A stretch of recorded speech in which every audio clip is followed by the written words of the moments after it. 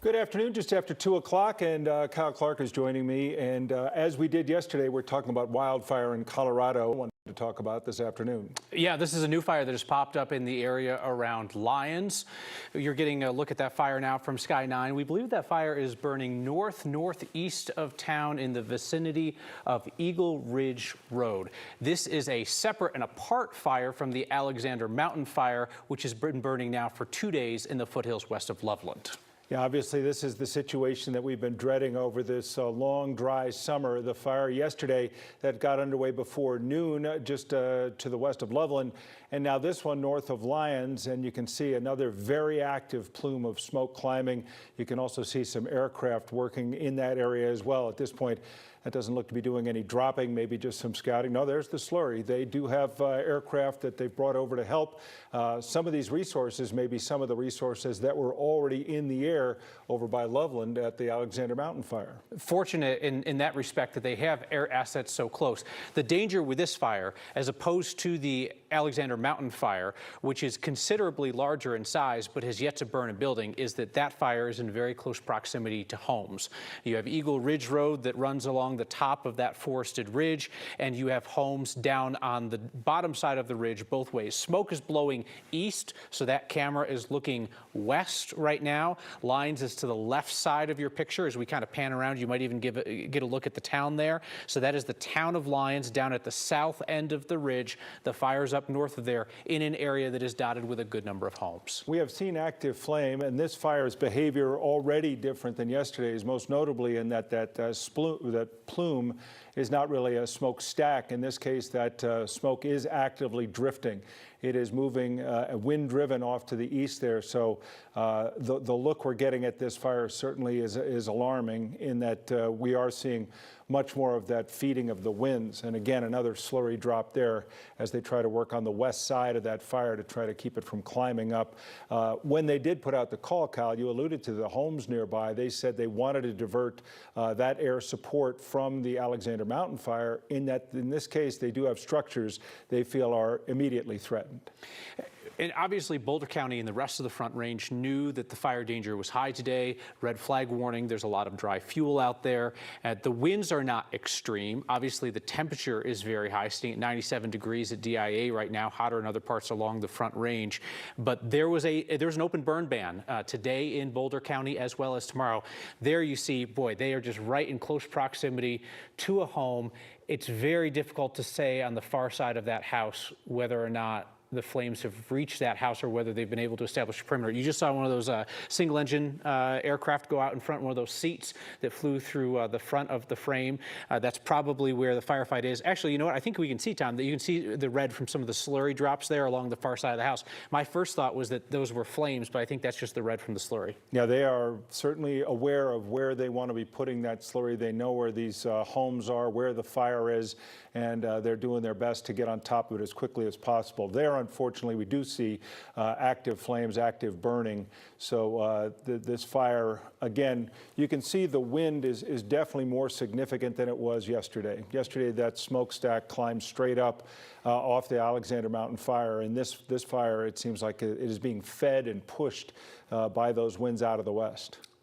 Yeah, and that looks to be a home that's lost there, because you've got the structure of a brick chimney right in the middle of it. So chances are that's not a garage or a barn or an outbuilding. If it's got a brick chimney like that in the center of it, a number of vehicles that have also burned there.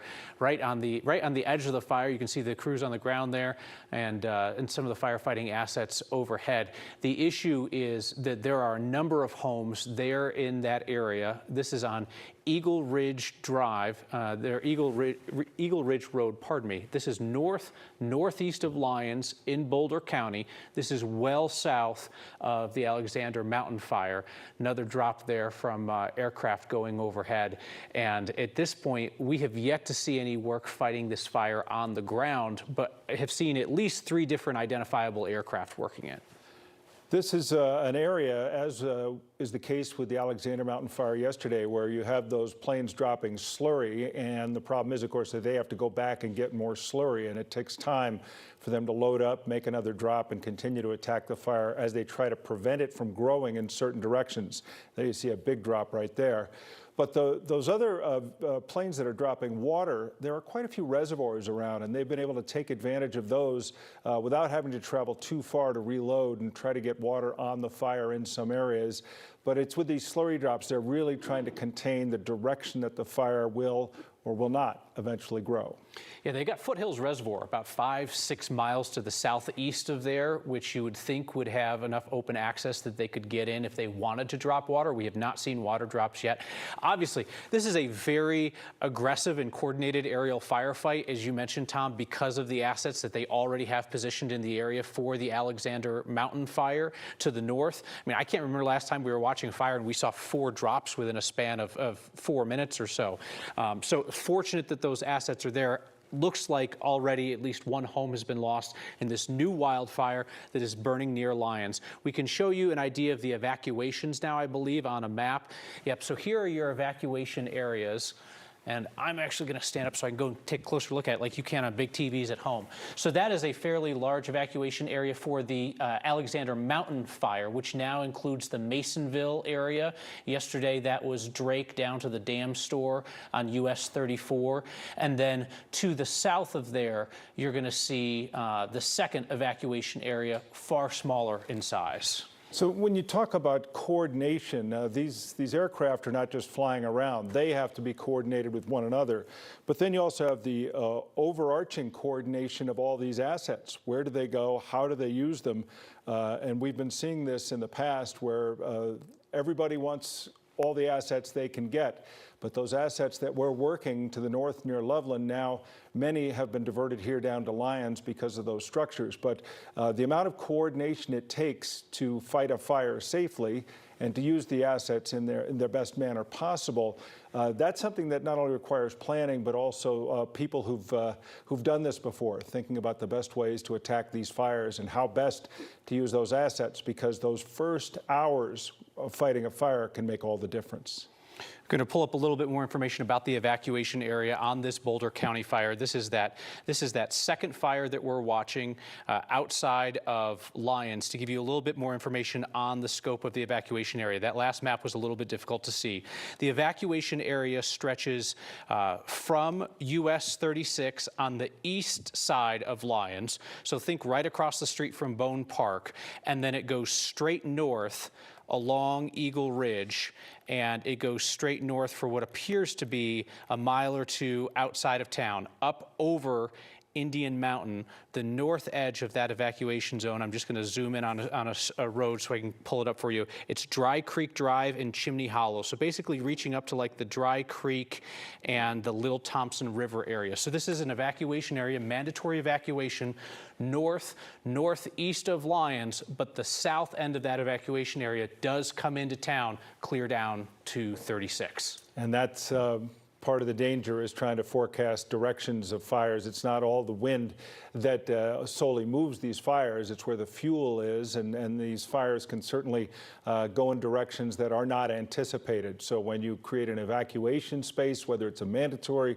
or a voluntary evacuation, you certainly have to have some buffering with the idea that you have to be very careful to make sure that those people who may be in harm's way do have that anticipatory time and begin to start making that move, or just get about making that move. Let's bring in 9 News meteorologist Kathy Sabin to give us an idea of how the wind in particular is going to be acting on this fire. Kathy, at this point, it looks like the winds are pushing the fire to the east. That's downhill, so that's going to slow down its movement, but obviously there's homes in every direction. Yes, and the wind has been picking up in speed and direction, transporting some of that smoke right here into the metro area. The smoke visible up and down the Front Range from the 2 fires that we're talking about this afternoon. Temperatures were up to 95, 96, 97 degrees already. Triple-digit highs out there as well. And the other piece of the forecast picture is the humidity, or lack thereof. Humidity values are running in the single digits. It's been tinder dry out there for more than a day. say more than a week, for several weeks now. We're talking about drought conditions around the area. We're talking about excessive heat. And now we're talking about the wind, as Kyle mentioned. And the wind is picking up in speed, and it's continuing to come out of the west and heading toward the east. So taking the smoke and also the flames from both of those fires, the Alexander Mountain and also the blaze north of Lyons, taking that smoke and the flames and pushing those east. So that, I don't know if that's going to be good news or bad news for fire managers in battling this blaze, but I do know that the wind increasing 10, 15, 20, 25 miles per hour, that is not going to help them in their efforts, because that is moving the flames and moving the fire. And the smoke is visible even from downtown Denver all along the Front Range now. So you've got the winds, speeds anywhere from 15 to 20 to 25 miles per hour in and around the Loveland area and the Lyons area. And we're watching that very closely because, as Kyle mentioned, also a downsloping wind is also a warming wind, and the wind can pick up speed as it comes off the foothills and mountains and comes down into the city. And that smoke, that haze, that air, that heat condenses. And so the wind will be a big part of the story here in terms of what we're talking about with the two fires now, the Alexander Mountain and also the blaze north of Lyons. And the wind speeds, again, out of the west, 15 to 25 miles per hour. Humidity values in the single digits. We have poor air quality, as you might imagine, because of the smoke, the haze, but also due to high levels of ozone here at the surface. Fire weather, something that we talk about almost every month out of the year anymore here in Colorado. There is a fire weather warning for the Front Range foothill areas north and west of Denver, covering also the northwestern mountains and portions of northern Colorado. And so areas in and around Lyons and Loveland, west of Fort Collins, Red Feather Lakes, these are areas under the fire weather warning, which means you're looking at tinder dry conditions, extremely hot temperatures, and wind gusts in excess of 20, 25, even 30 miles per hour in the areas shaded in red. Denver at this point not included in this, but where the two fires are burning, we certainly have fire weather conditions. We also have a heat advisory in effect through 8 o'clock tonight. This does include Denver, also includes areas north along I-25 up into the Fort Collins area and just to the south of Cheyenne, down toward Colorado Springs and Pueblo. Again, a heat advisory in effect for temperatures 98 to 101. So again, you're talking about temperatures, you're talking about extreme drought, you're talking about humidity values in the single digits, and now we're talking about a westerly downsloping wind picking up speed from 20 to 25 to 30 miles per hour. And that is certainly something that will be impacting what those fire managers are doing on the ground. As we see over the next few hours, temperatures are trending 95 to 100 degrees in Denver, Lyons, and Loveland. No chance of rain tonight at all, and no reprieve in terms of moisture for fire managers on the ground. So wind and temperature will certainly be big players in terms of the impact that these folks on the ground are dealing with while battling now not one fire up in the Alexander Mountain area, but now this other blaze north of the Lyons area. So, Tom and Kyle, it's the perfect storm of ingredients, if you will, for fire weather, and this is not something that any of us want to see. Yeah, sadly, no surprise either. We've been talking about these conditions for so long, and to give you an idea of this fire now, here's a better look. We're talking about mostly north, just a little bit northeast of Lyons. And the distance probably from the other fire could be less than 15 miles between this fire, which the Rocky Mountain Area Coordination Center is calling the Stone Mountain incident at this point, but the distance between these two fires is only about 15 miles. To give you a better idea of the parameters of this evacuation area that you are looking at, it encompasses the Eagle Ridge and the Stone Canyon Drive areas northeast of Lyons. The south end of that mandatory evacuation is right where Stone Canyon Drive comes into 36 on the east side of town. And then the areas that are evacuated are east and west of Eagle Ridge Road road east and west of Stone Canyon Drive as they head up towards the north. You see where the evacuation area takes a turn to the east. That's right around Indian Mountain. Okay, so then that also includes the Red Rock Canyon area and extends there on the east just a bit. So to give you some idea, so you've got a bunch of north-south kind of winding ridge and canyon roads that go up north of Lyons. Homes on a lot of them there. And there again is the look from Sky 9. They had to get away from the fire just a bit, but they're giving us a look at what now is going to be a very second very visible smoke plume over the northern Front Range. So the last couple of weeks we've spent talking about smoke coming from other places into Colorado, the California smoke. Certainly plenty of the Canadian smoke had made it down. The fear was that at some point Colorado would be generating its own smoke along the Front Range in these conditions. These last 2 days certainly have not been surprising, but they are also terrifying because they don't only stand for the fires that they are themselves, they stand for the potential for more yet still to come. And it's already been an extremely dry summer, and we're not even into August quite yet.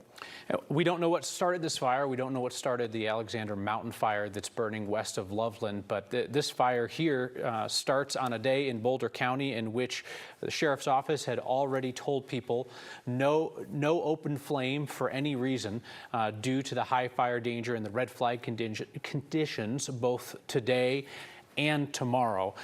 Probably goes without saying, but the fact that we are seeing so many air assets, like that aircraft that you see there in the foreground, being diverted down presumably from the Alexander Mountain fire, suggests that they feel like the real risk to life and property, Tom, is this fire, as opposed to the other one, which is in a lot of uninhabited terrain up there north of 34. This is some of the footage just from a few minutes ago that Sky 9 was bringing us, and you can see the very active churning of smoke. The amount of smoke that's being produced gives you an idea of how rich the fuel source is right there. And again, as Kathy was talking about, you also add in a little bit more wind than we had yesterday, which unfortunately can move the fire a little more quickly, can make the fire even more unpredictable as well. But there you see some of the black smoke that mixed in as well, and that always, I think, alarms people a little bit more as far as what, in fact, is burning. When we were able to get a close-in look from Sky 9 a little while ago before the chopper had to move out for a second, we saw what appeared to be the burned-out shell of a home. We say home as opposed to another building because it did have like a fireplace-type chimney set up in the center of it, not a furnace flue, but you could see the actual brick fireplace. A number of vehicles had also burned in the driveway of what appeared to be that home.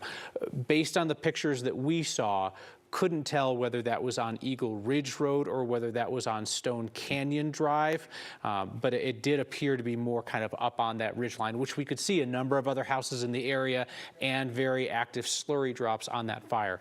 We have yet to see, not to say that it hasn't happened, but we have yet to see a water drop on this fire.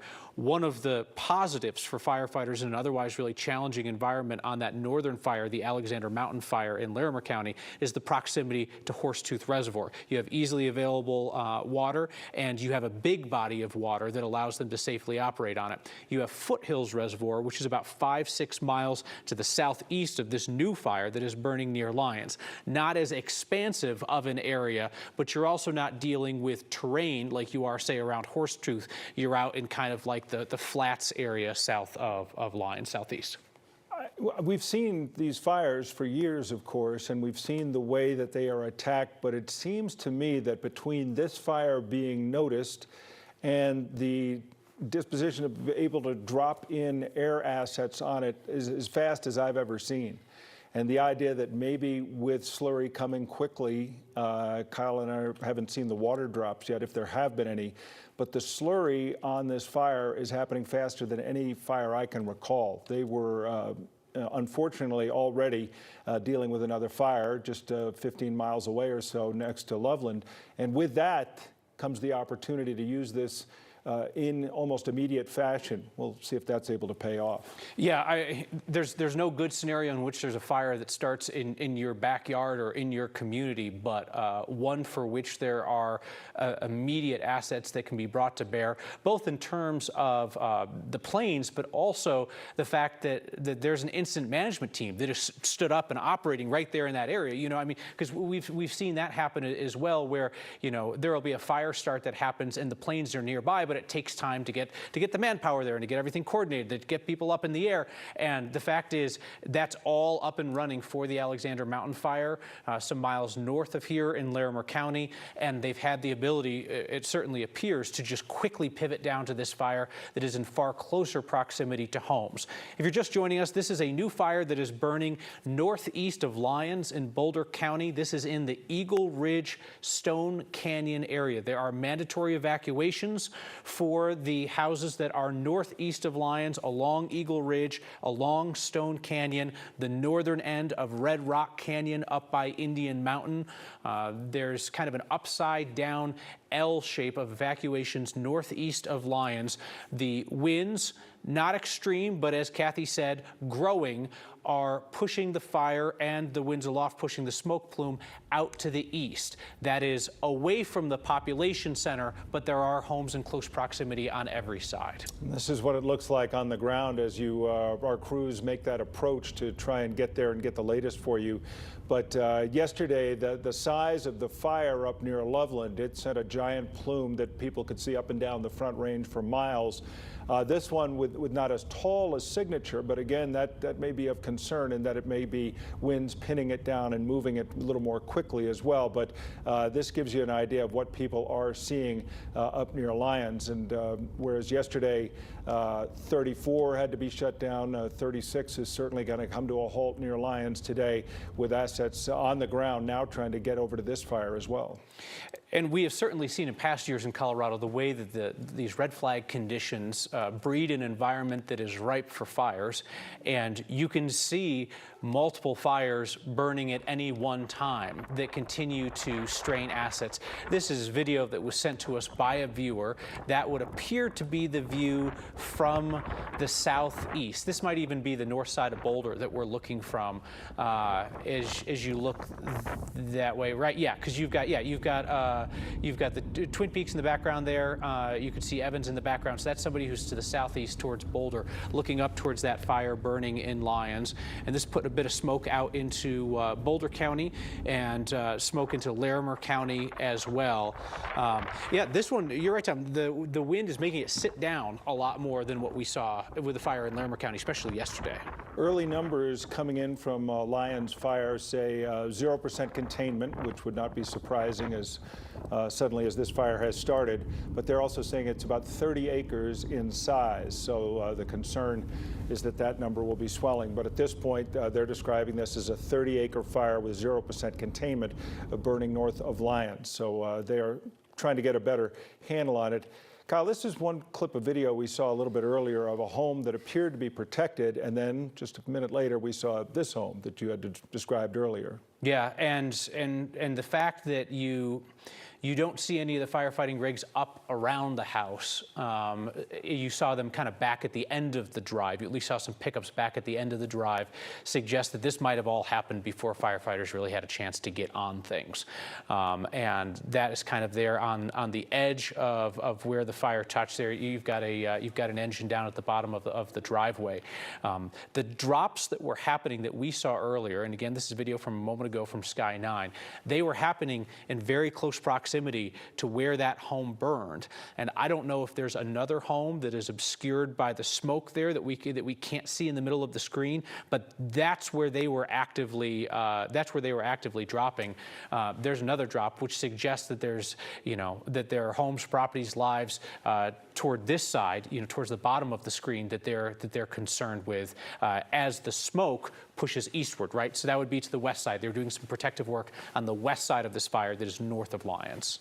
We're continuing to try to gather information. Crews are making their way there, and as soon as there is any sort of official briefing, other than the information that we've already been given, But you can see those roads there, and that's what Kyle was talking about. The slurry drops and the roads seem to be matching one another, obviously indicating roads mean places where homes and driveways might be. But this fire popped up quickly, it popped up aggressively, and it is a real problem north of Lyons. Again, the early title, if you will, from the Rocky Mountain Area Coordination Center was simply calling it the Stone Mountain Incident. But 0% containment is not too surprising this early in a fire and a firefight. Yeah, if there's any encouraging news, it's that the fire appears to be moving away from the population center of Lyons, which again is only what now 11 years removed from the devastating floods that were right in the center of town and upended so many lives there. But they're a very resilient community and one that is certainly aware of the power of nature. And now it's fire that's on their doorstep, just to the north and to the east. We'll go to that evacuation map. It is to the east and to the west of Eagle Ridge Road and Stone Canyon Drive.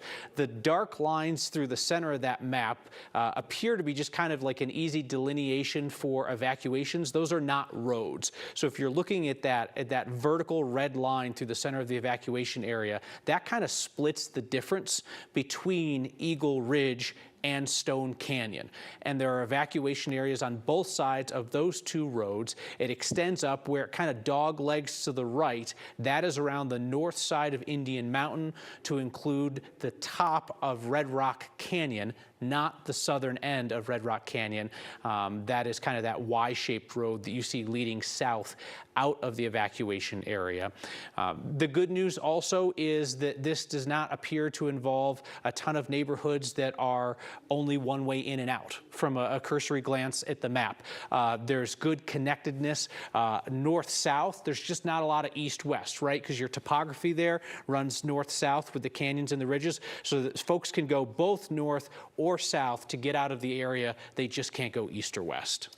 We've been talking about the air assets that have been on this fire so quickly, and they likely came at the expense of the fight against the Alexander Mountain fire, which was continuing today. And Kyle, for us and for many people who work on these fires, that was going to be the story of the day. We were going to be following up on the Alexander Mountain fire, and now things have changed where this fire is requiring assets that were going to be working just to the west of Loveland today. Instead, they're now here trying to get a handle on this before it gets out of hand. So it's one of those things where you're trying to understand suddenly a new fire, a new behavior, and a different weather day. Everything is a little bit different, and it seems like they're very quickly able to get at this fire from the air. Again, the distance between these two fires is literally 15 miles. Of course, that's not much time for aircraft to get from here to there, but it still takes time to load up those planes, put slurry on it, and put it down in the right places, and have an attack plan.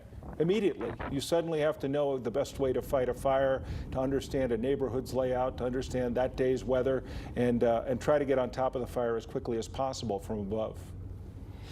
So as we saw there, we could tell that there was the one property where it appeared that a home had been lost, a number of vehicles burned. Could see a number of other homes within close proximity to the fire, but like that one right there, they appear to have been spared for now. The red of the slurry drops ringing the south side of that residence, that was the one that appears to be a total loss. There were other homes both to the north and to the south of there. And I think this look is going to, yeah, you can kind of see where Lyons is tucked in, I believe, up towards the north side of that shot. So that gives you some idea of the proximity to the town of Lyons. But the winds are pushing the smoke to the east. To the east, it's a downhill action for the fire, right? So that typically that's a slower run for a fire as opposed to if it's going uphill, in which just kind of the way the topography works, the fires will run uphill and crawl downhill. So the way that the wind is pushing it puts us into just slow down. So that area out there, top right, is just looking at a map, what they call, I guess, the Dow Flats or the Dow's Flats. So kind of like a lower lying area, again, northeast of Lyons. There from this picture, you are looking west to east. West to east with north at the top, at the left side of your screen, south to the right side of your screen if you're trying to orient yourself to what we're looking at here in Lyons. But as Tom was mentioning, this immediately drew the attention as well as the firefighting firepower from the Alexander Mountain fire burning up in Larimer County today, in which there was some fire growth today, but still no homes have burned there. It appears to be a different situation for this newest fire in Boulder County. Well, those winds, which at times not only create problems with fire movement, also keep aircraft grounded.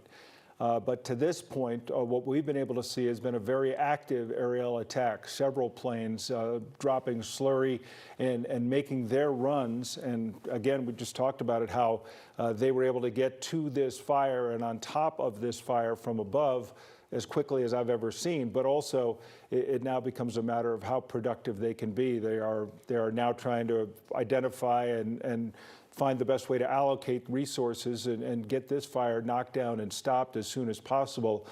All the while understanding that just up the road, there still is another fire burning that did grow again through the day today, up near 1,000 acres.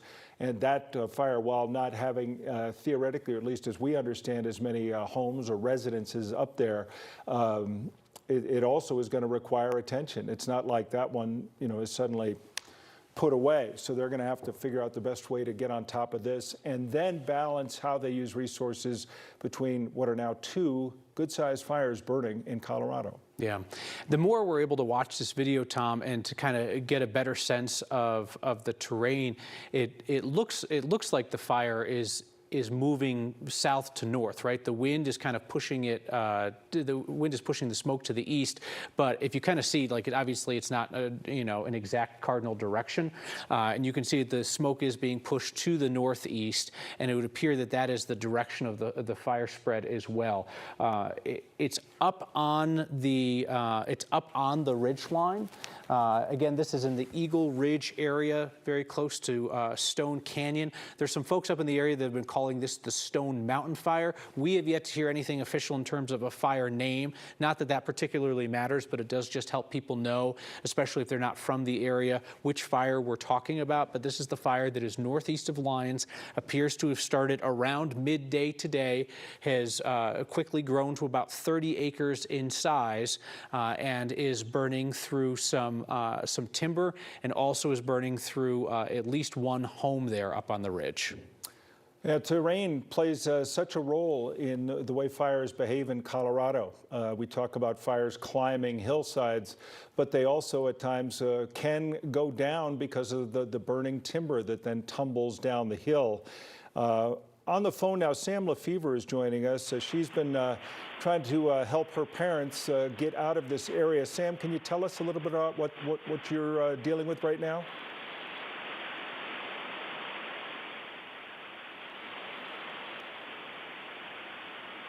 I'm not sure we have Sam. We're already some cellular issues with Sam's phone call, which is understandable because as we dealt with yesterday, the cellular coverage in some of these areas can be a little spotty at best. Yeah, and that's, of course, what folks are dealing with while they're also trying to get word to folks who are up in that area and to communicate with loved ones there. Now, the good news is that unlike some of the most catastrophic fires that we have seen in Colorado in recent years, mine obviously goes to the Marshall Fire, we're talking about a population, a sheer number of people that is eminently warnable, right? When you look at what appears to be the number of homes up in that area, it appears to be about dozens, I would say, probably dozens of homes. So the kind of situation where deputies might be able to go door to door, and with support from Lyons right there as well. So obviously this is not in such a remote area that getting people there quickly is a problem. Not an issue. Lyons is right there. You've got the air assets to fight the fire. They're right there at Alexander Mountain up in Larimer County. So a lot of things working in firefighters' favor to keep people and property safe. What is working against them are the conditions. Another hot, dry day.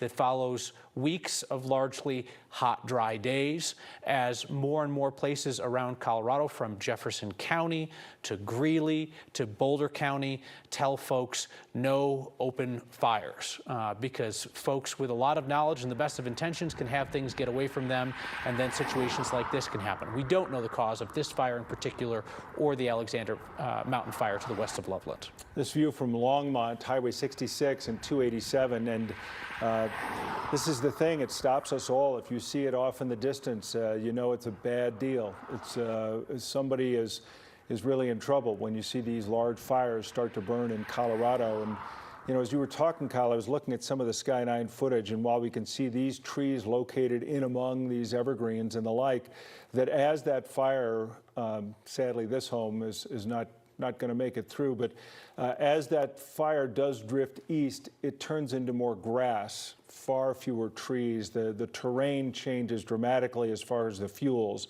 It doesn't mean it's going to get any easier, but it's a very different look as you take that fire and draw a line more to the east, which again should be descending and also losing some of those trees as well.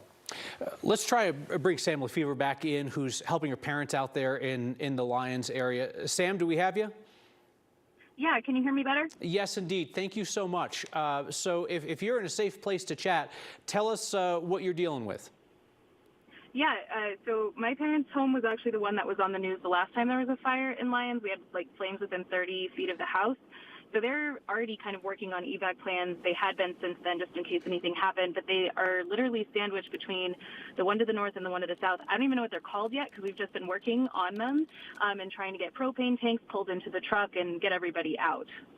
So they are north of this fire in Lyons and south of the Alexander Mountain fire up in the area near Drake and Masonville. Is that correct? Yeah, exactly. So they're like really near Blue Mountain, like the actual mountain, and so they can see both of them. And so we actually watched the smoke clouds combine between, like looking east. We could see them combine from both the fires. Incredible. You know, you just think about what this means to people, but it's something to go through it again and to see and feel it again, I imagine. Yeah, I mean, the benefit was they were so prepared this time. They were able to get out within 2 hours, and we didn't even have notice, actually. We didn't get notified ahead of time. We saw it, we looked up where it was, and just started working. So your folks would be outside of the evacuation area, if I'm correct, because the evacuation area goes just a little ways north of Indian Mountain. Have they made the decision about when they would go, if they're going to go, or are they just going to say better safe than sorry and go soon?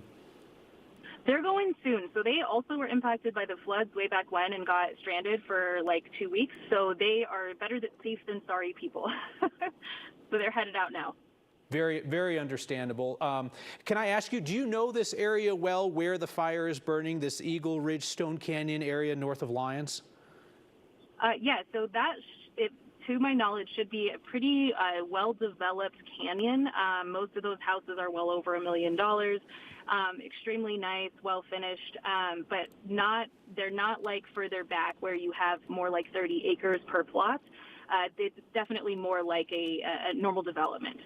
And that does in fact comport with what we're seeing, Sam, when we watch the video from Sky 9, is that you see kind of a fairly regular dotting of houses there along along Eagle Ridge and then also along Stone Canyon. The Stone Canyon Drive comes out of Lyons off of 36 and winds its way north. In a few of these Sky 9 shots, you'll see kind of down in a grassy area, you'll see the whitish cut of a road. Quite sure that is Stone Canyon before it goes up into the canyon, but that area is shut down from 36 on up. Can I ask you, Sam? I mean, in terms of your parents' mindset, right? I mean, nobody lives where your parents do on accident, right? I mean, people live there for a reason. You know, it's beautiful. You've got some seclusion. You've got some privacy.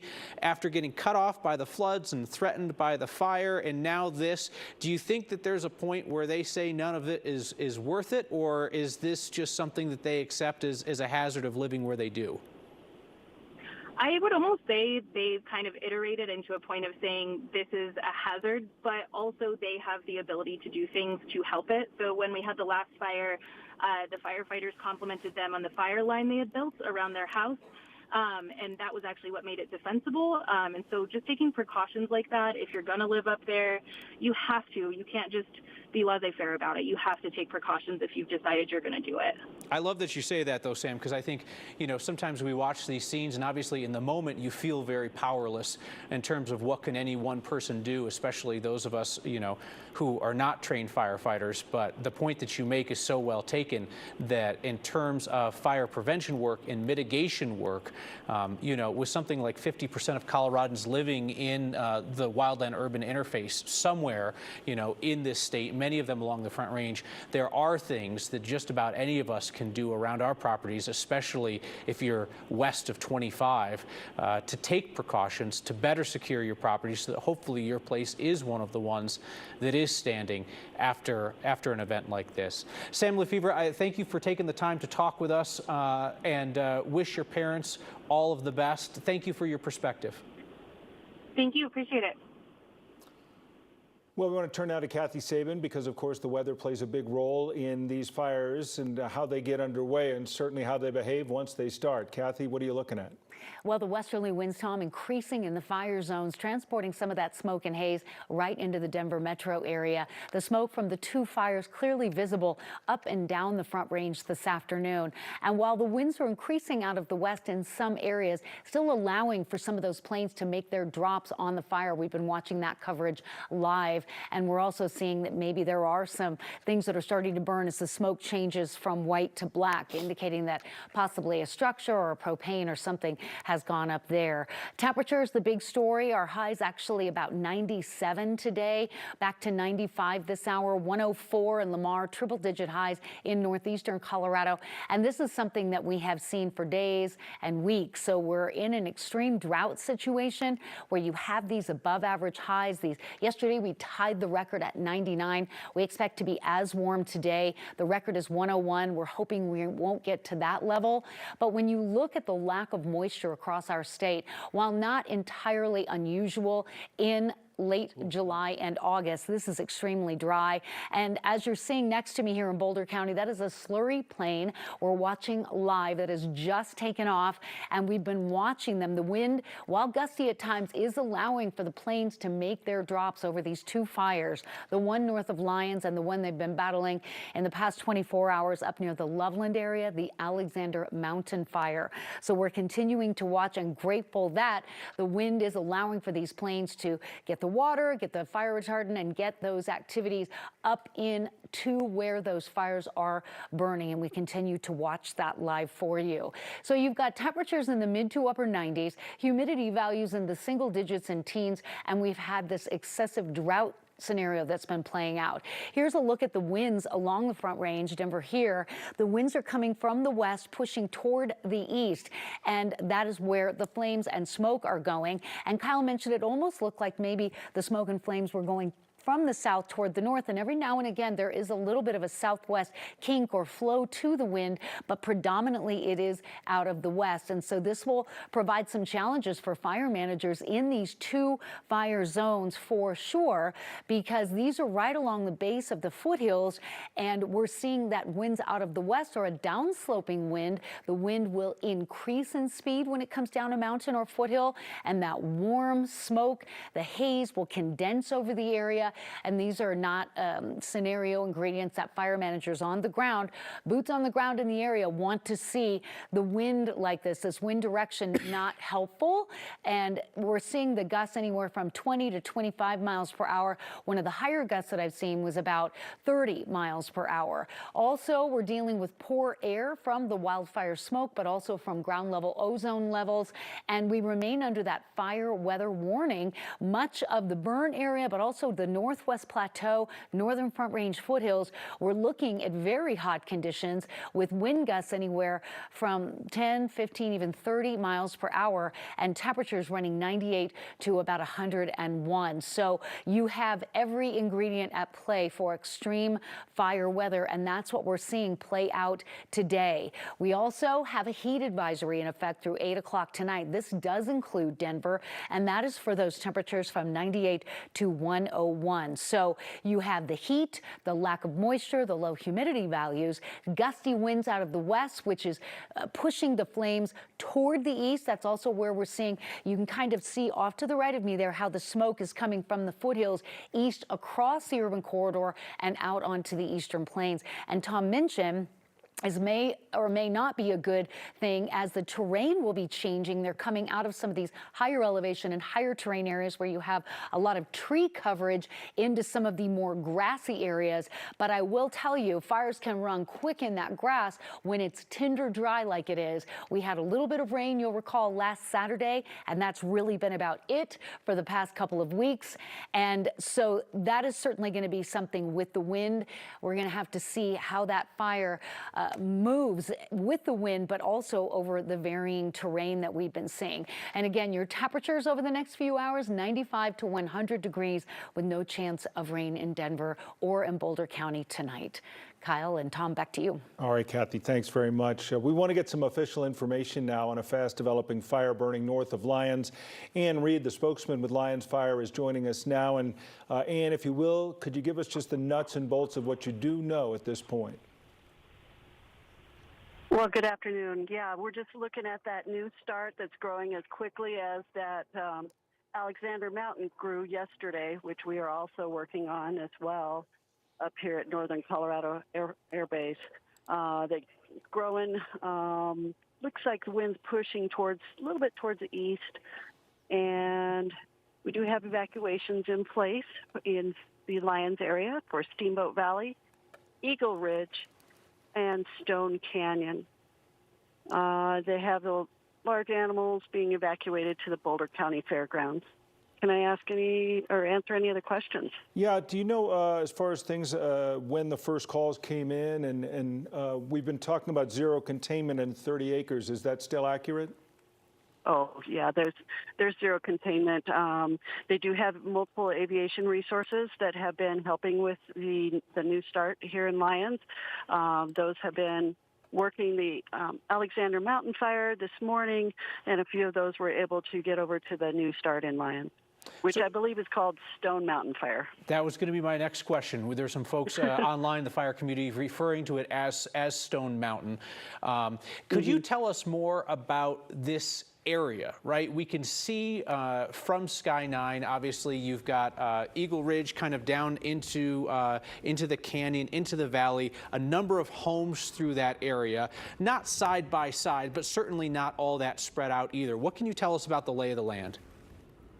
Yeah, some people call them little ranchettes, but just not like a subdivision that's house after house after house. They're a little bit spread out on that, but they definitely have had some fires up in that area before, and a pretty good fire aware, making sure that their homes are taken care of and mitigated around the homes.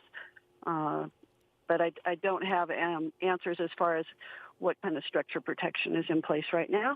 We were saying how surprisingly, well, not surprisingly necessarily, but how quickly air assets were able to get onto this fire. And I imagine that had something to do with already working the Alexander Mountain Fire, that they were able to divert. As far as how you divide those assets is probably a pretty interesting decision-making process with so much at stake. Yeah, we have an air attack that kind of orchestrates what's going on with those aviation resources, like a concert, maestro, just orchestrating those resources. We do have some planes flying out of Jeffco, and then we have some resources flying out of that Broomfield area. And can I ask you, in terms of local resources for the Lyons Fire Protection District, How many folks do you have? How many can you get during an emergency situation like this? And how many of them were up in Larimer County helping out? I'm just curious about the amount of man and woman power that exists in town for structure protection. Yeah, we have on any of these fires in Boulder County, Larimer County, the mutual aid response is usually fantastic. So you get resources from the surrounding areas. I believe Boulder County Sheriff is managing the fire at this time. And the reason that the sheriff's office would be managing the fire as opposed to somebody else, is that standard protocol for the fire start before it's handed off to a fire-specific team? Boulder County, there's a Boulder County Sheriff. They have a fire crew that is pretty diligent in that area, in that arena. Gotcha. We've been able to see from Sky 9 what appears to be the remains of one home that's burned. You can see the fireplace in the chimney, some vehicles lost on that property. Do you know anything about the number of structures lost at this point? I know it's early.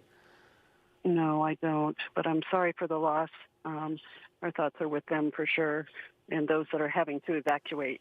And thinking about what you would grab if you did have to evacuate. What would that mean to anyone that is trying to grab and go and get out of there as quickly as they can, is thinking about the proper taking care of your pets and where they need to go, and having enough food and clothing for yourself for a couple days if you had to self-sustain for yourself and your animals. Yeah, it's a lot of stress, a lot of fear, even if you are prepared.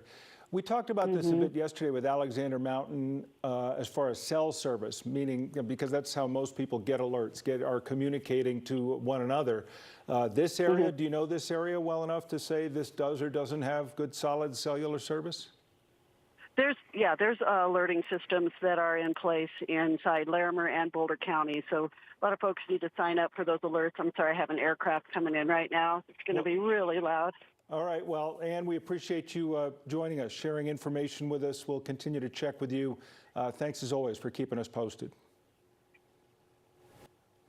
That was Ann Reed joining us with Lyons Fire Protection spokesman, and telling a story that this Alexander Mountain fire is going to play a very big role in how this fire, now being called the Stone Mountain Fire, is fought, and hopefully with a better result because of that other fire happening to have happened so nearby so recently.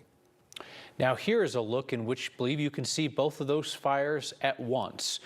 This would be the Bow Mountain camera, and you can see both of those. You can see both of those plumes at once. So I guess what you're looking north there with Stone Mountain in the foreground and Alexander Mountain behind. And I think the takeaway for folks who are just tuning in to see this is the danger for Colorado for the foreseeable future, right? Even if you're not in Boulder County, you're not in Larimer County, chances are you are watching us from someplace that is very hot and very dry. And that is the reason why so many counties and cities up and down the Front Range are begging people to be careful with fire or anything that could start a fire today. Jefferson County has put into place burn restrictions, no campfires, other fires until future notice.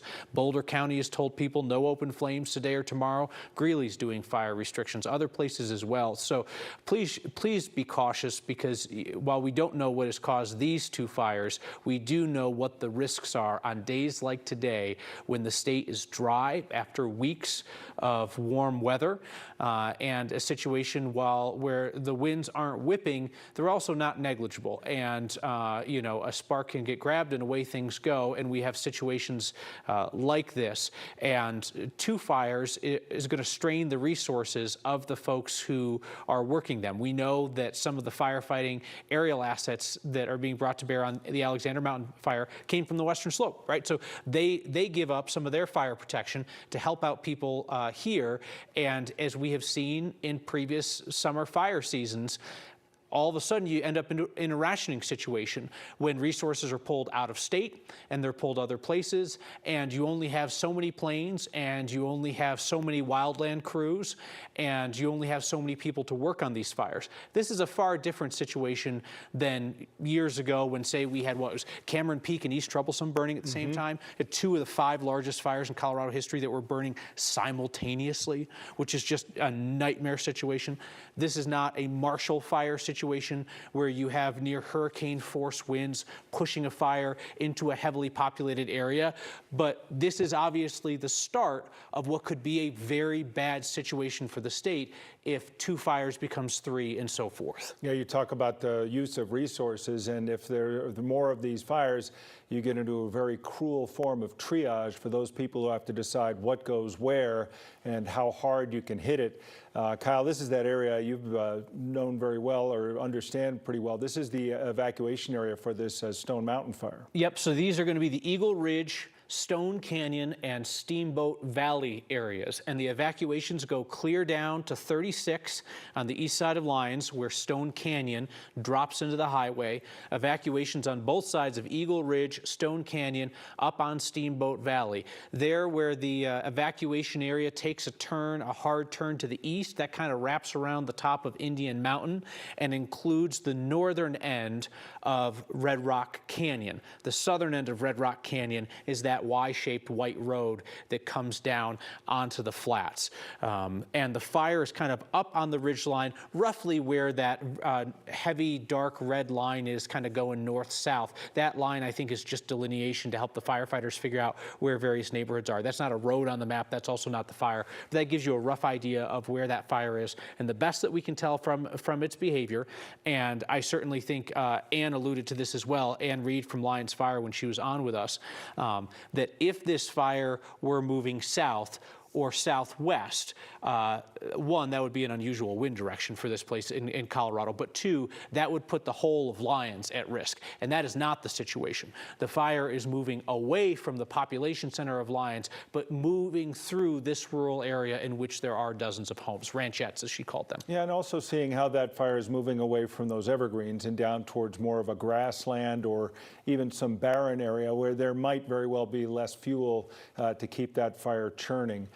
Again, we continue to get different views and give you an idea of how far away people are seeing this fire. This is from Boulder, from the Pearl Street Mall.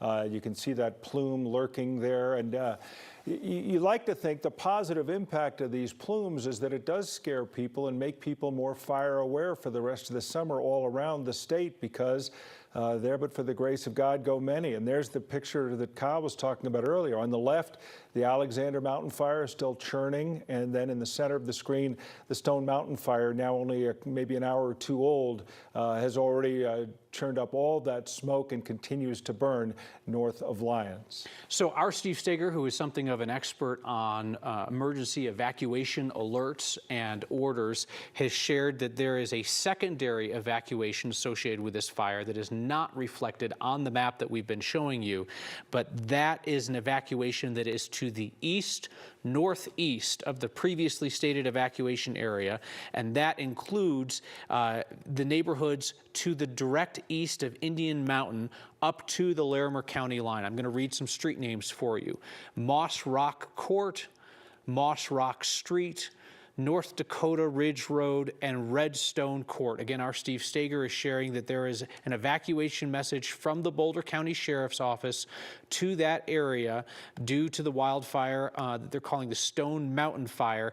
And again, this is along the Boulder-Larimer line, including Moss Rock Court, Moss Rock Street, North Dakota Ridge Road, Redstone Court, and it appears to be at least I'd say 15 to 20 homes in that area that are covered as well. So that would be an expansion of the original evacuation order that was issued. As we hit the 3 o'clock hour, if you're just now joining us, this is a second significant wildfire that is burning on the Front Range of Colorado. This is near Lyons in Boulder County. It is south of the Alexander Mountain Fire, which is the far larger 1,800 acre fire that has been burning west of Loveland for 2 days now. That larger fire has not burned homes. It appears from what we're seeing in Sky 9 that this fire, the Stone Mountain Fire, northeast of Lyons, has burned at least one home. And there was very active structure protection going on from the air when we went on the air with you about 30 to 45 minutes ago. A number of the tankers that were working the Alexander Mountain Fire have diverted south to what clearly fire managers believe to be the more pressing threat to life and property, which is this new start near Lyons, estimated at 30 acres, still growing. The thing that you did not want to hear was what Ann Reed from the Lyons Fire Protection District told us on the phone just a short time ago, which is that this is starting like Alexander Mountain started yesterday. And I feel like, Tom, by the time people saw that there was a fire in the foothills west of Loveland and they started to snap pictures, it was a towering plume. It really was a very large plume, which you see in this picture from our Bow Mountain camera. It's the plume on the left, which appears to be more active than it was even 15 minutes ago. So on the left, you've got the Alexander Mountain Fire burning west of Loveland. This has caused evacuations along 34 from Drake to Masonville, kind of like down to the bottom of the hill along 34. And then nearer to the camera, laying down a bit more in the wind, is that new Stone Mountain Fire. Yeah, and I'm just seeing the Boulder Office of Disaster Management, and it's semantic, but referring to it now as the Stone Canyon Fire. So maybe that is the title this fire will have. But they've also been talking about what Ann Reed alluded to when she joined us on the phone just a few minutes earlier, that an evacuation point has opened at the Boulder County Fairgrounds, and that includes for large animals. They have space for them in the exhibit building as well in Longmont, but that is currently the evacuation point for people leaving. But very dramatic pictures, both from a little while ago from Sky 9, as well as the live pictures we're seeing from all up and down the Front Range, all too similar to yesterday, and certainly in combination with the fire that's still burning that started yesterday, quite a specter.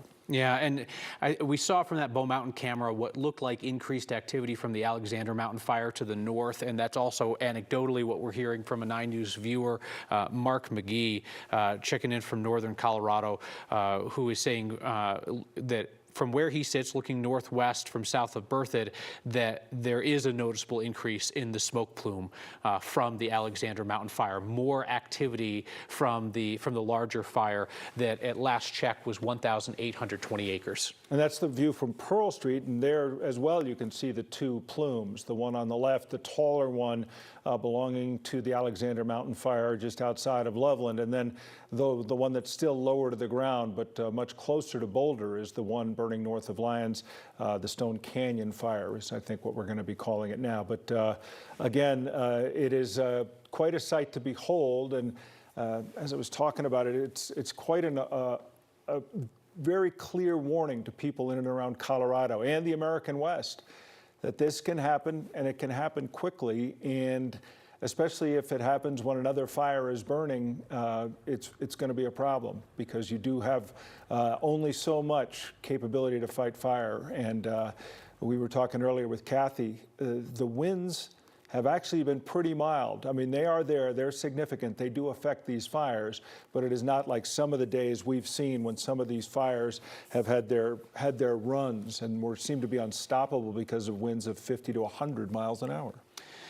So then you've got the situation where for some number of Coloradans, they are going to be stuck between the two.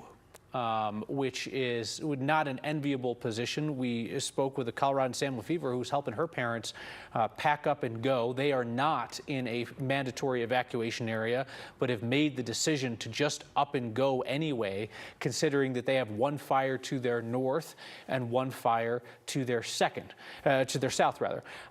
These fires are far apart and not of the gigantic size that you see, where sometimes fires will kind of, combine into, what do they call that, a megaplex or whatever. I feel like we've seen that maybe once or twice in Colorado in recent years. Those tend to be your fires that are in very remote terrain where there's not a lot of active frontline firefighting to try and stop the spread, like we're seeing on that Lyons fire, where essentially they're waiting for fires to exhaust themselves or for fall weather to kick in and snow and rain to start to knock fires down. But there are folks who are going to look north and see smoke, look south and see smoke, and decide that they're not going to wait to be told to go.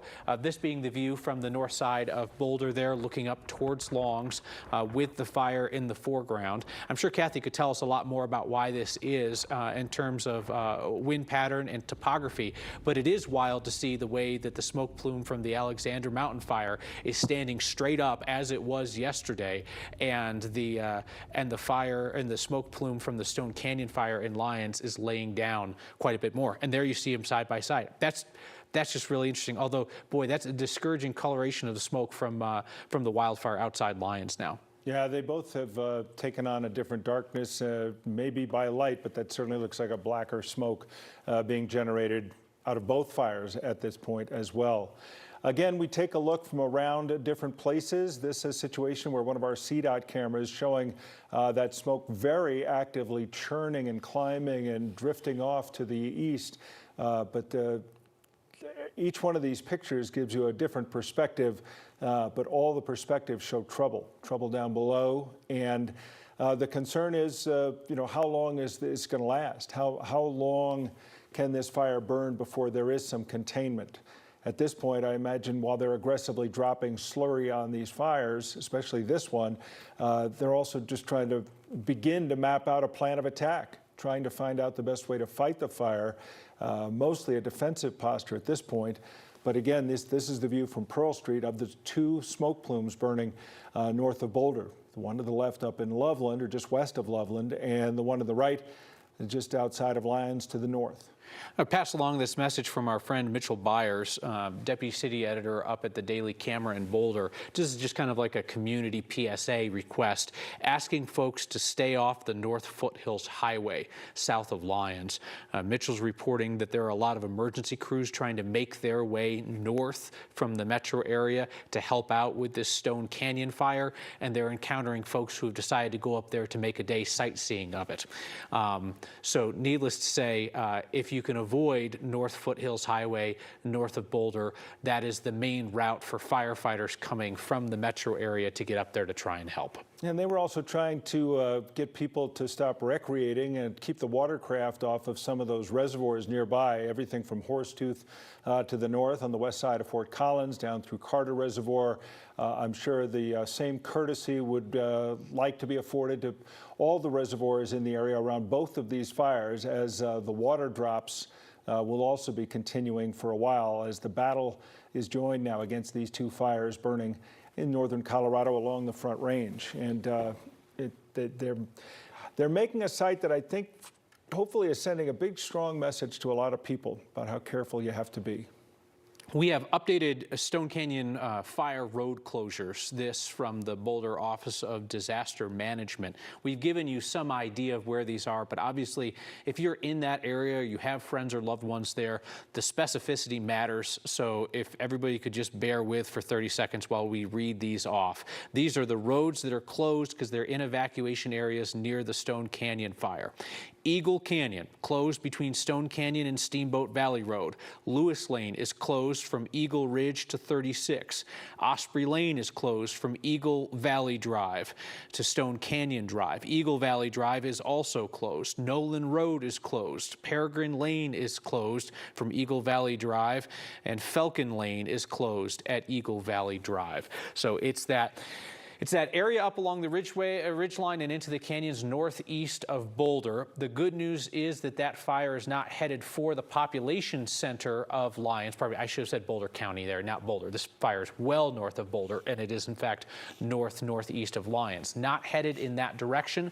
These are pictures from about 45 minutes ago from Sky 9, in which you can see a fire line that appears to have been established with slurry drops to the edge of a house.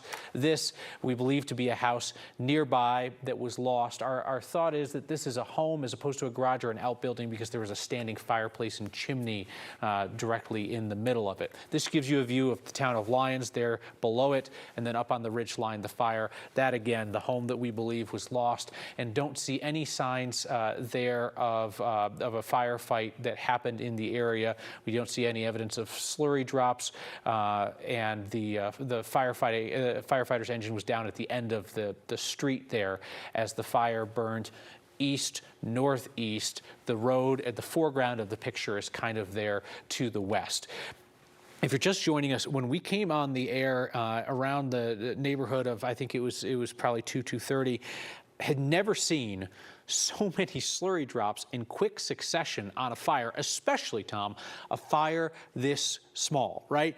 Only a mechanism of the fact that those firefighting assets were in position for the Alexander Mountain fire just about 10 miles away. They were able to quickly route down, but we counted 4 drops in 4 to 5 minutes on what was then a fire of 30 acres or less, which is just wildly unprecedented that they would have that to bear on a fire. And hopefully,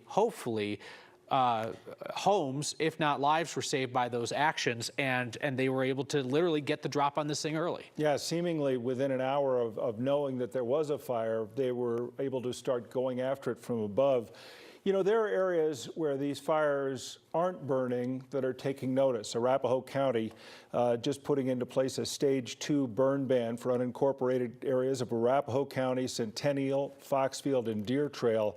And, you know, obviously, we're going to see more of these, but a stage 2 burn ban for Arapahoe, no outdoor fires, including but not limited to campfires, fires in constructed permanent fire pits or fire grates. So the rest of the state is going to be very much aware of what's happening here and trying to make sure that it doesn't happen where they are as well. So let's get over to Kathy now for more on what's happening with the weather and how it's impacting these fires. After a string of hot, dry days, and we have excessive drought now across the state, temperatures are up, humidity's down, and now the wind speeds are increasing out of the west, and that's transporting smoke right over the downtown Denver area. If you step outside, the smoke visible up and down the I-25 corridor, as well as along the Front Range. The winds have been coming in out of the west, transporting the smoke and haze toward the east, and we've had temperatures way above the average of 91. As a matter of fact, 97 degrees so far in Denver. We're back down to 96, 97 in Greeley, triple-digit numbers in northeastern Colorado, western Nebraska, and temperatures running above average in the mountains and foothills as well, in the mid-80s and lower 90s. Humidity values have been running in the single digits, so it's tinder dry out there. You have the heat, the westerly winds, which are a downsloping wind. It takes that air, which is already warm, and kind of condenses it, and it also kind of speeds up the wind as it comes off the mountains and foothills and races down out onto the plains. And so that air is also condensing, as is the smoke and haze, and the flames are also being transported from the foothills off to the west, toward the east, and slightly toward the north. The winds at the surface have a slight southwest influence to them. Kyle was talking about this last hour, and that slight southwest influence at the surface will be impactful for ground crews battling this blaze, while the winds aloft are coming in due west, straight out of the west toward the east. So while we're not talking about shear, we are talking about a little bit of a difference from what's happening at the surface to just a little bit higher up in the atmosphere. And the wind direction tends to dry out the atmosphere and take that moisture right out of it as well. So all of the conditions in play for a very dangerous fire weather day, as we see now the 2 blazes, one near the Loveland area and one north of Lyons, and the wind speeds coming in out of the west to about 10, 15, even 25 miles per hour. We're dealing with poor air quality due to the smoke and haze from these 2 fires. Also, ground levels of ozone are on the increase as well. A fire weather warning. We're talking about conditions along the Front Range being in a fire weather scenario, but the actual warning is just to the north and west of Denver, west of Fort Collins, up north of Lyons, into Loveland, back into Red Feather Lakes, as far north and west as Steamboat, Craig, Meeker, and Maybell. We're talking talking about fire weather warning conditions because of a series of hot, dry days that we've seen. We did have some rain on Saturday. That was the first time in many days, and we have no rain in the forecast in the foreseeable future. So with you have winds to 25 and 30 miles per hour possible in these fire zones, hot, dry weather, and low humidity values. All of the conditions are there for just extreme fire weather, and we all need to be very careful with anything we do outdoors with conditions like this. And also with just the breathing of the air, there is a heat advisory out for temperatures 98 to 101, and we're seeing the poor air quality. So those in the sensitive groups need to be mindful of outdoor activities because the air quality is worsening with the smoke from the two blazes off to the north and west of Denver. The drought scenario has been playing out in the wrong way over the western U.S. and coming off of a wet winter and a wet spring. We were doing so well across Colorado, but now here we are again in that severe drought scenario. Denver, Lyons, Loveland, the areas where the two fires are burning, north up into Fort Collins and Cheyenne, south down to Monument and Colorado Springs. This is a pattern that does not look like it will be changing in the next 7 to 10 days. And the next 6 to 10 hours, temperatures will continue very warm in the mid to upper 90s, coming down slightly after sunset tonight into the mid 80s. But we have all of the ingredients in play for an extreme fire weather scenario that is playing out along the Front Range foothills, and we all need to be very, very careful. No relief in sight for at least the next 72 hours. It seemed like anyway, as far as these weather conditions, but now we have two large fires that have started. We'll keep checking back with you for more on the weather situation. That Bow Mountain camera continues to deliver a strong photograph or an image, if you will, a live picture of those two fires. The tall one on the left being the one that started yesterday afternoon up just west of Loveland, and the one that is now presenting a lower, flatter smoke trail that's trailing off to the east is the one that's been burning for a couple of hours now, we think, just north of Lyons. An additional large animal evacuation area has been opened at the Jeffco Fairgrounds in Golden, providing folks who are impacted by that fire burning near Lyons and Boulder County a second option for their large animals. They can take them to the Boulder County Fairgrounds or take them south to the Jeffco Fairgrounds in Golden. Within the last couple of minutes, we also received some new information from the state's Office of Emergency Management about their response to the Alexander Mountain Fire, which is the larger of the two, the one that is at left on that picture from Bow Mountain northwest of Boulder. You're looking straight north at those two fires. The state is talking about some of the assets that they've been able to move to that fire. 3 tankers, multi-mission aircraft, kind of like a spotting aircraft, and notably the state says that it has provided its Firehawk firefighting helicopter.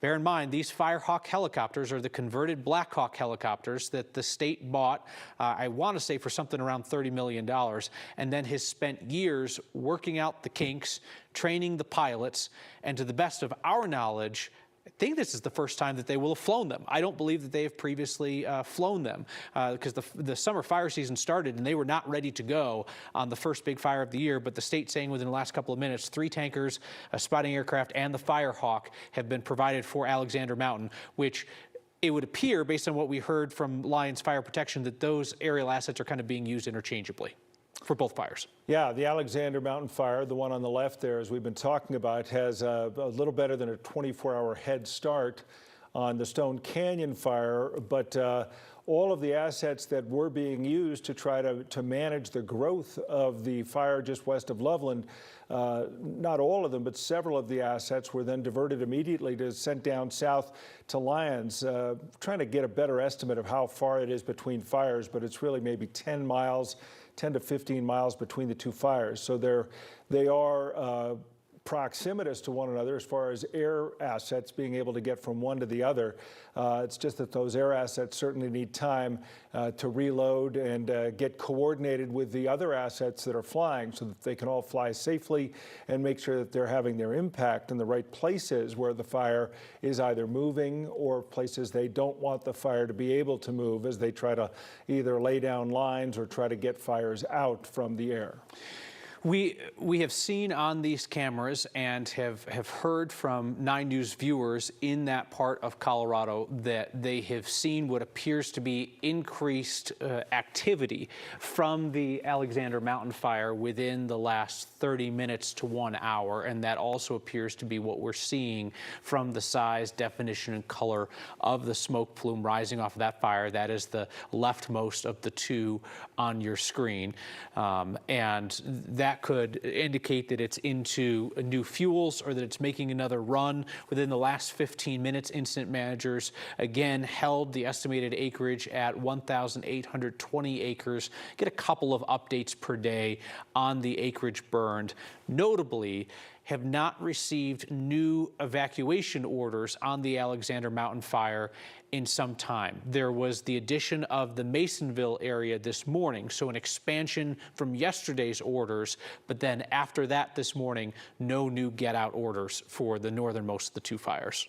We're looking at some images from about an hour ago. Sky 9 was over the Stone Canyon fire, and we had seen some houses that seemed to be spared, at least when Sky 9 was over, and others that weren't as fortunate, as you can see from the flames burning there.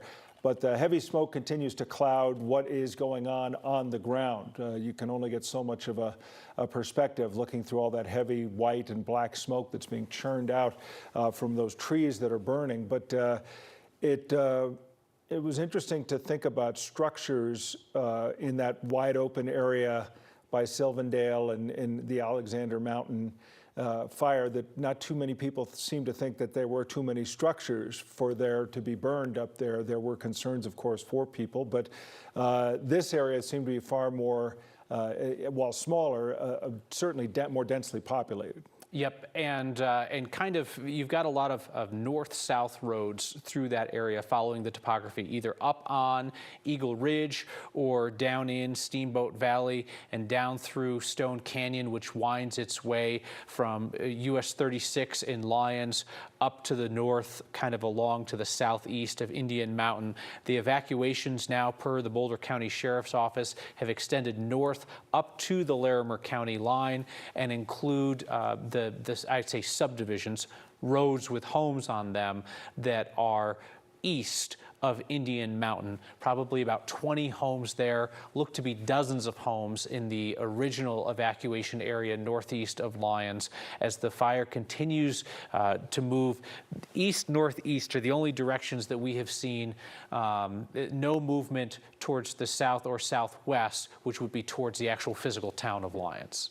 We have anywhere from 5 to 5.5 hours of daylight left, and while fires don't really take the night off, they can settle a bit at night. But as far as fighting a fire, daylight's an asset, and fighting fires at night is a difficult project at best.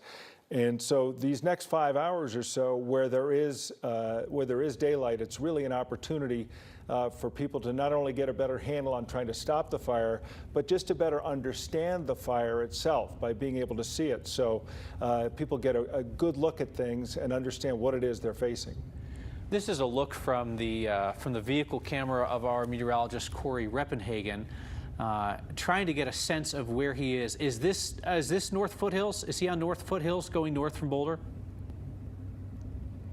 Not certain. We're going to figure that out. Just based on the looks of things, that's what. The only thing that is kind of throws me off is that it looked like we were looking at the plume from the Alexander Mountain Fire, which obviously would also be visible from north of Boulder. This is the live picture from our Corey Reppenhagen. Okay, yeah, I'm quite certain that he is on North Foothills Parkway, going north from Boulder. You see the fire there in Lyons that's kind of laid down in front and is darker gray.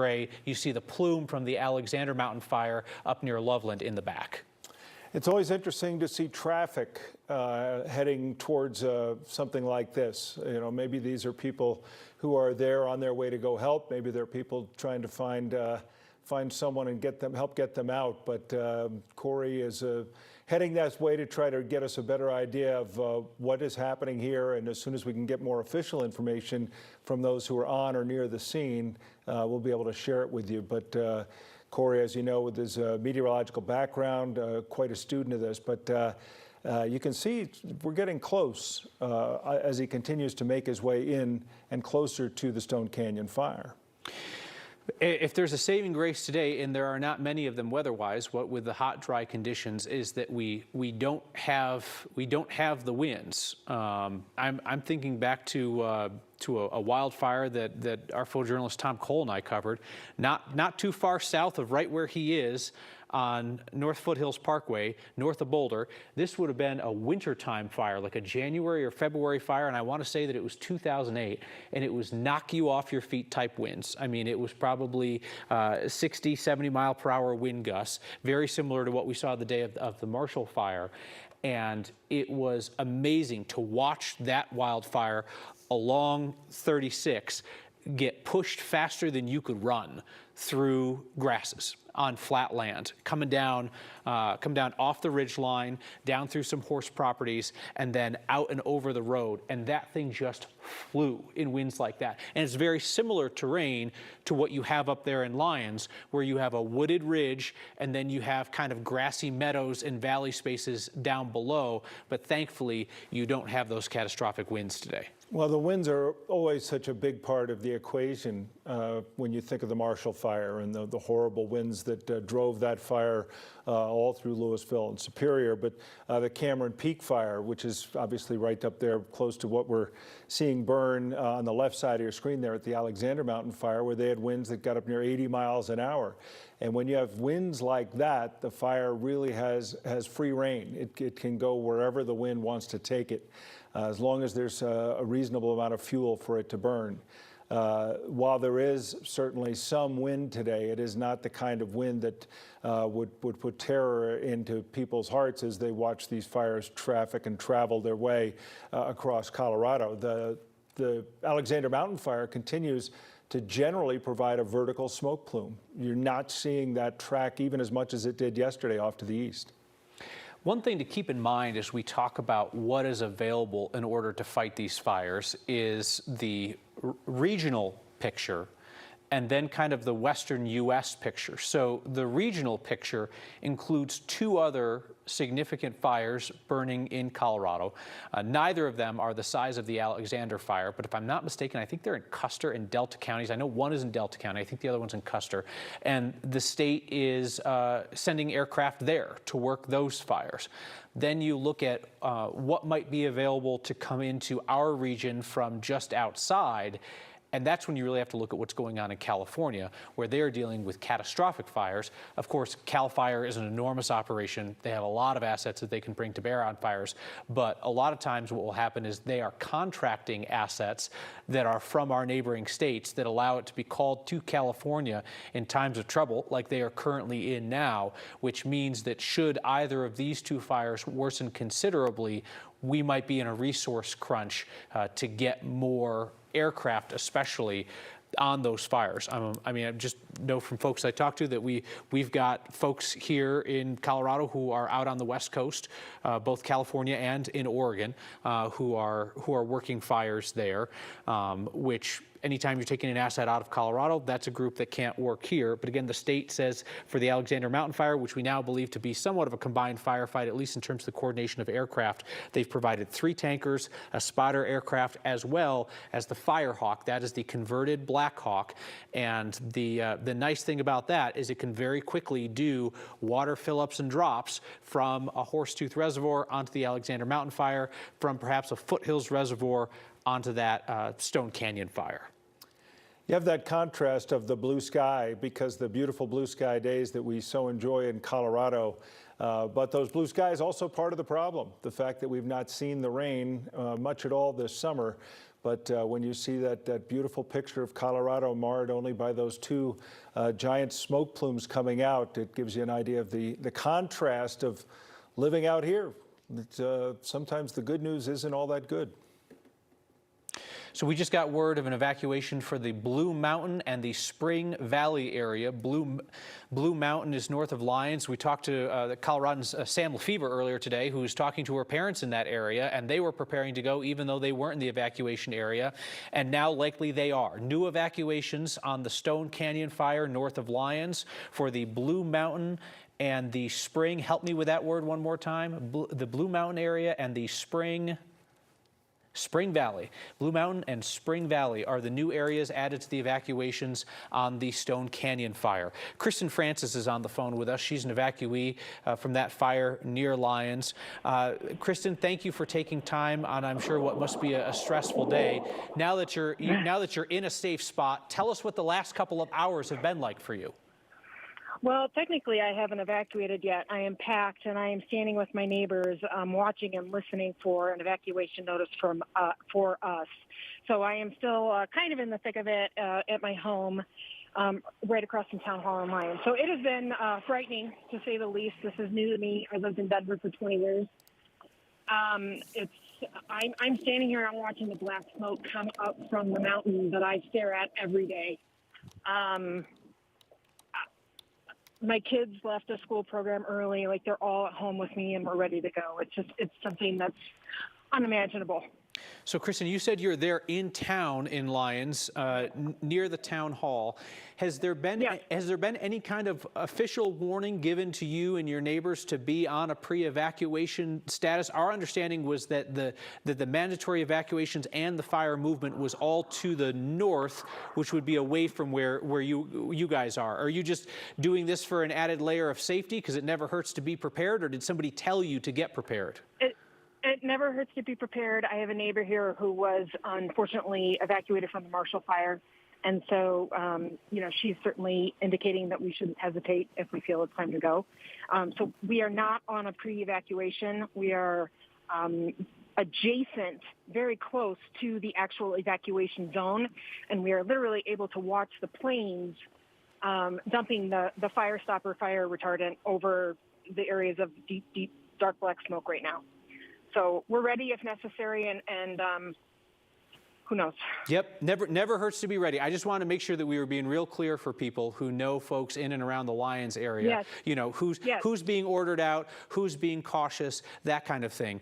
For folks who are not familiar with the area, describe that area that is under evacuation there: Eagle Ridge, Steamboat Valley, Stone Canyon. It looks like kind of a forested ridge line down into some kind of like grassy meadow areas. I have a couple of friends that live in Stone Canyon, but I haven't. I've maybe been there once, and it's literally a mile from my house.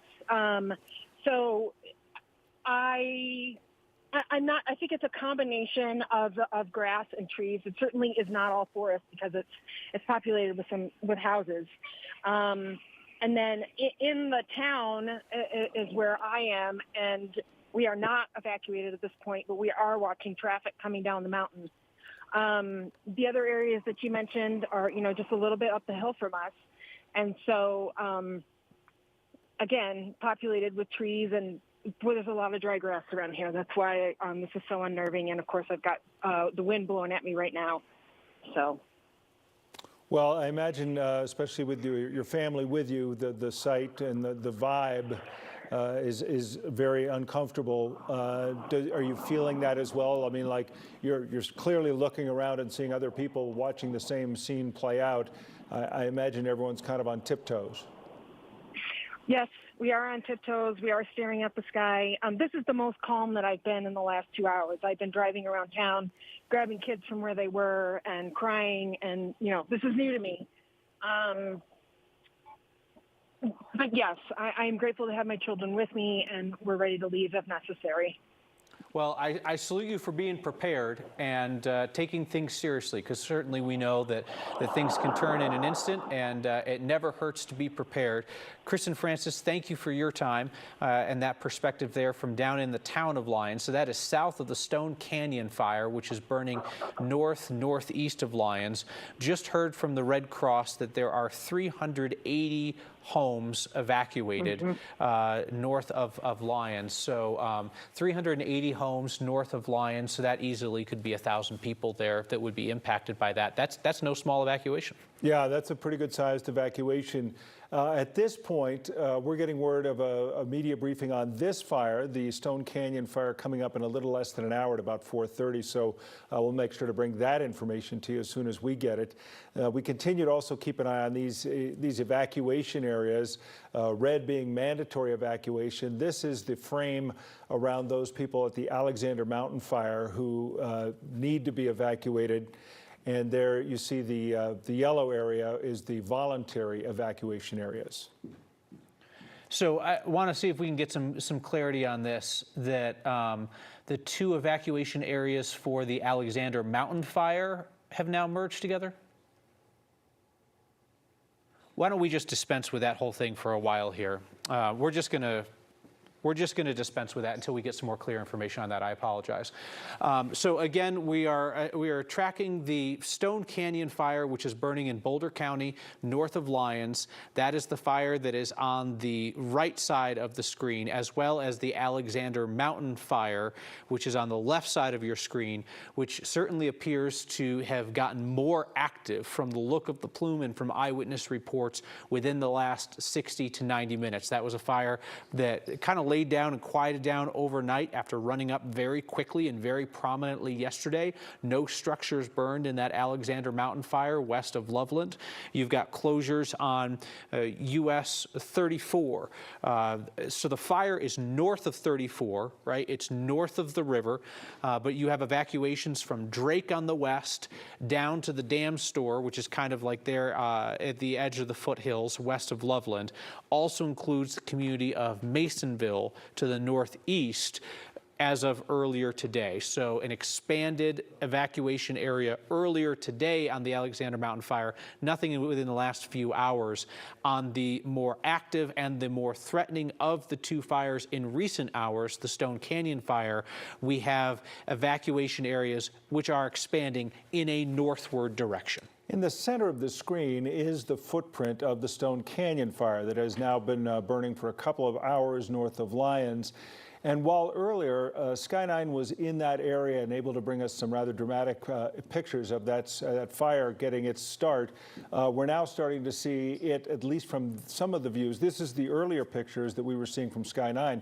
But some of the live pictures now, it appears to be flattening down a little bit. The hope being that that air attack that they were able to put on it in rather short order because they were working nearby at the Alexander Mountain fire may have had an impact. But we'll be waiting for that briefing again that is now scheduled for 4:30 for the latest on the Stone Canyon fire. And of course, we're still looking for updates on the Alexander Mountain fire, far from forgotten. That a much larger fire, nearly 2,000 acres in size. But this one that was in the center of the screen, that is in the center of the screen, the Stone Canyon fire, initially described to us at first blush as a 0% containment and 30 acres in size. So you can see it's a much smaller footprint as far as how it's gotten started. And again, this is a fire that is working its way away from the population center of Lyons and is working its way towards the northeast, right along the very edge of the foothills. So to give you some more perspective on that, it's going to be south of Carter Lake. Blue Mountain, the area that we just mentioned being evacuated along with Spring Valley, is directly to the west of Carter Lake. And for folks who are in the Berthoud area there, who are north of Meade, who are in Johnstown, they're going to be looking west, and they are going to see the fire kind of directly to their west, southwest, as it moves in a northerly direction, kind of up towards the Blue Mountain area. This is an area that is sparsely populated, but more populated than some of the areas impacted in Larimer County by the Alexander Mountain fire. And there are two main ingredients into fire's movement. Of course, the wind can drive the fire pretty rapidly, but it's also, it goes where the fuel is. Where are the trees? Where are the dry grasses? Where are the things that needs to burn to continue?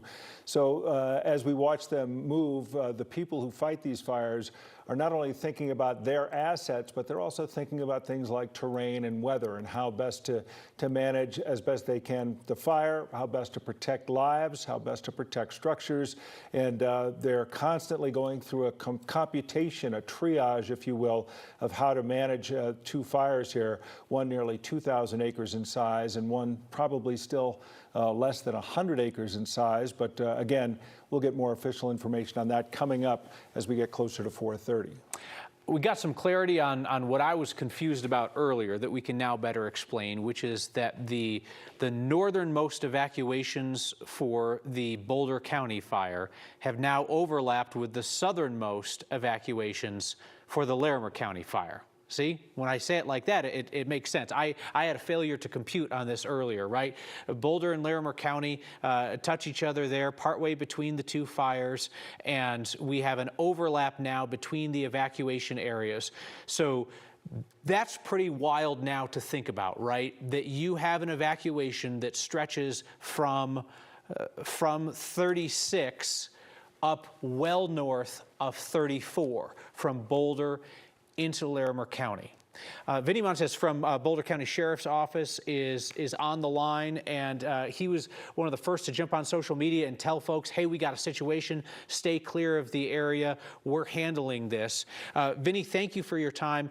What can you tell us about the Stone Canyon fire? From the looks of things, it looks like at least one home was lost there. Appears we just lost them. These things happen. So again, you have a situation where the folks being told to get out of the northern end of the danger zone for the Stone Canyon fire, that's now tapped up against the folks in Larimer County who are being told to get out due to the Alexander Mountain fire. Yeah, the evacuation zones and where people need to evacuate to is, of course, critical in times like this. Steve Stager's been taking a look at this, and Steve, we've been looking at this map as it evolved through yesterday surrounding Alexander Mountain, so bring us up to date. And Tom, even looking at it, how it's evolved in the last hour, because up until they added this zone down here, this is where the Alexander Mountain fire evacuation area was, and they just added this area just north of the Larimer County line. So if I'm not mistaken, this is the Larimer County line right here, and that's why we're seeing this on the Northern Colorado alert map.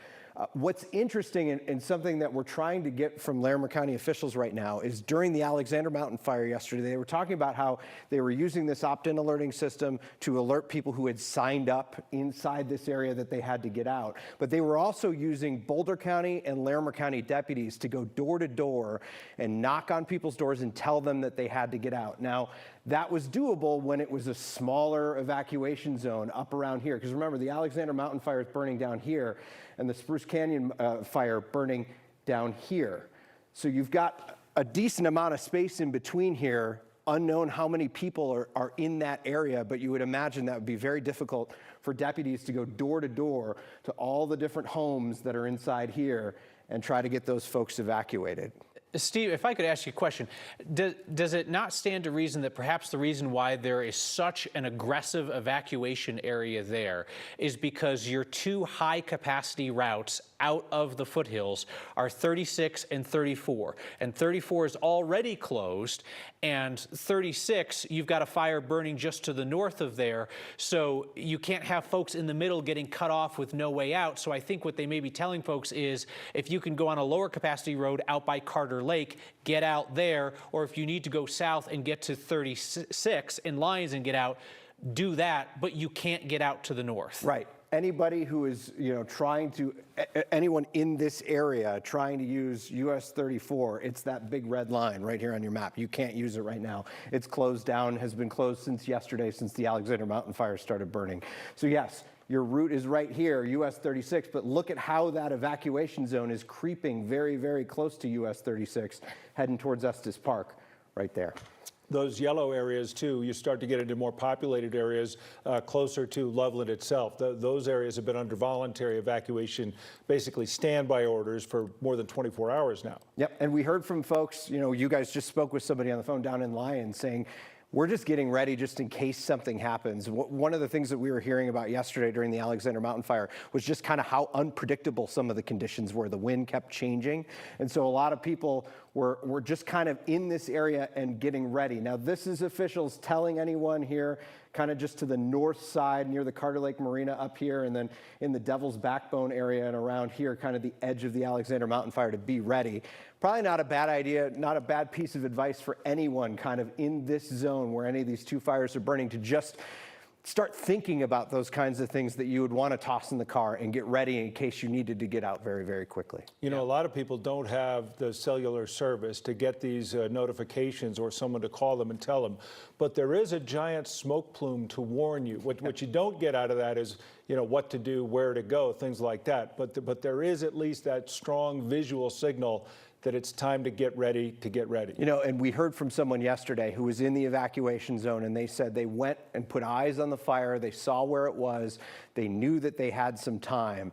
But this is just another reminder everything's unpredictable right now. With as much dry conditions as we have all throughout here, we don't know which way wind is going to shift, if a fire is going to start moving erratically. Just be prepared. Yep. And not to say that there are not ways out of there other than 34 and 36. There are near Carter Lake and Flatiron Reservoir, but they're not high capacity roads. And especially if you start to move a lot of fire equipment up in there on those roads, that could be a bad situation. So, you know, better safe than sorry. You would imagine too, that's part of the reason why they're probably not sending a mass alert out to a lot of the folks up here, is you don't want these roads to be clogged. They want to probably go door to door. We were watching yesterday, as a lot of people were being evacuated. They almost had like a deputy escort as they were on their way out, US 30 on 34 heading out into Loveland. They just want to try to keep the roads relatively clear so the crews can get in and the people who need to get out can get out.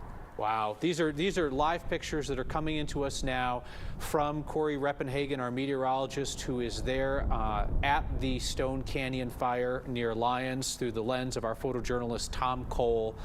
And that is a tremendously active fire that we are witnessing. Would love any more information about where they are physically so that we can pinpoint this for folks. But this again is the southernmost, the smaller of the two fires, the Stone Canyon fire, which is burning in rough terrain north of Lyons. So it was well north of town and 36, and all evacuations have been to the northeast.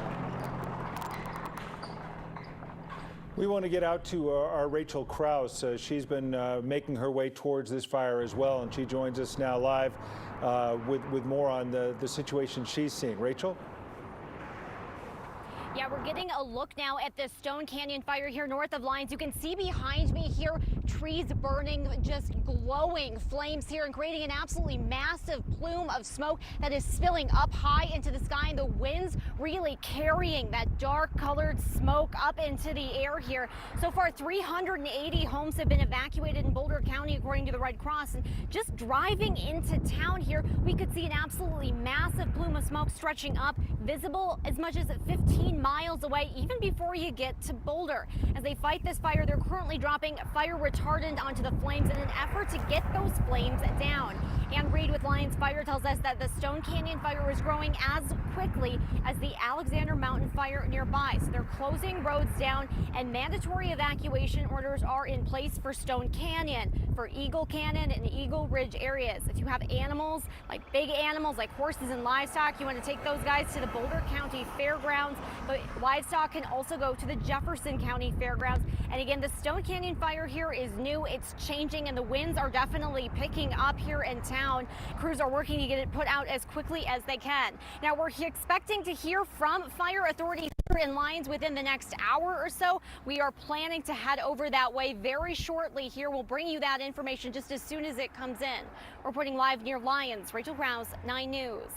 Just in the last couple of minutes, the view that Rachel just gave us of that smoke just laying down and drifting across to the east, and then the view from Tom Cole and Corey Reppenhagen of active fire, it resets your mind a little bit as to what's happening there. Yeah, I think we had such optimism initially when you saw just slurry drop, you know, but as you pointed out, they have to go back and get more. Yeah. Good news is, you know, obviously they're not far from Rocky Mountain, if that is where they're going to pick up more.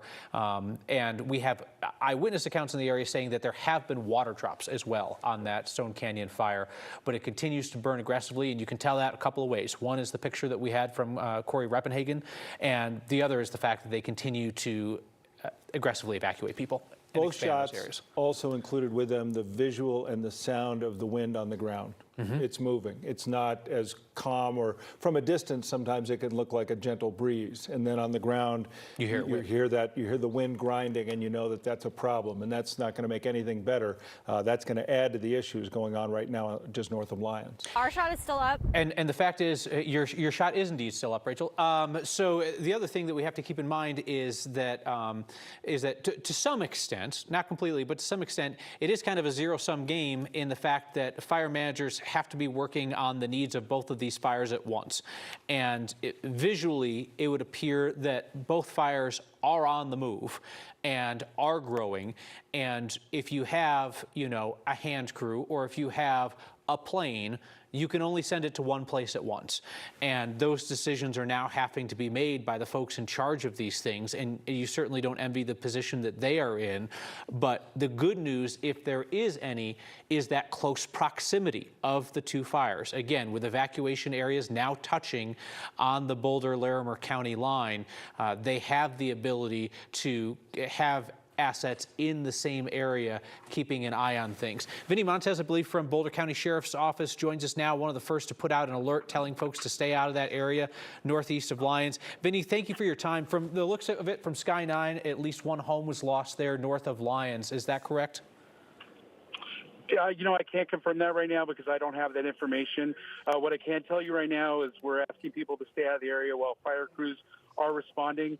The fire has increased to an estimated size of approximately 85 acres. It's moving from the south towards the north. In the Stone Canyon area, just north of Ute Highway, we have a couple areas that are set up right now for livestock evacuation points, and that's the Boulder County Fairgrounds, as well as the Jefferson County Fairgrounds. They've opened an opportunity for us to take livestock there as well. Additionally, we have a evacuation point at the fairgrounds for people near the exhibit hall. So anybody that needs to go get more information or has to leave the area, they can go there and seek additional information.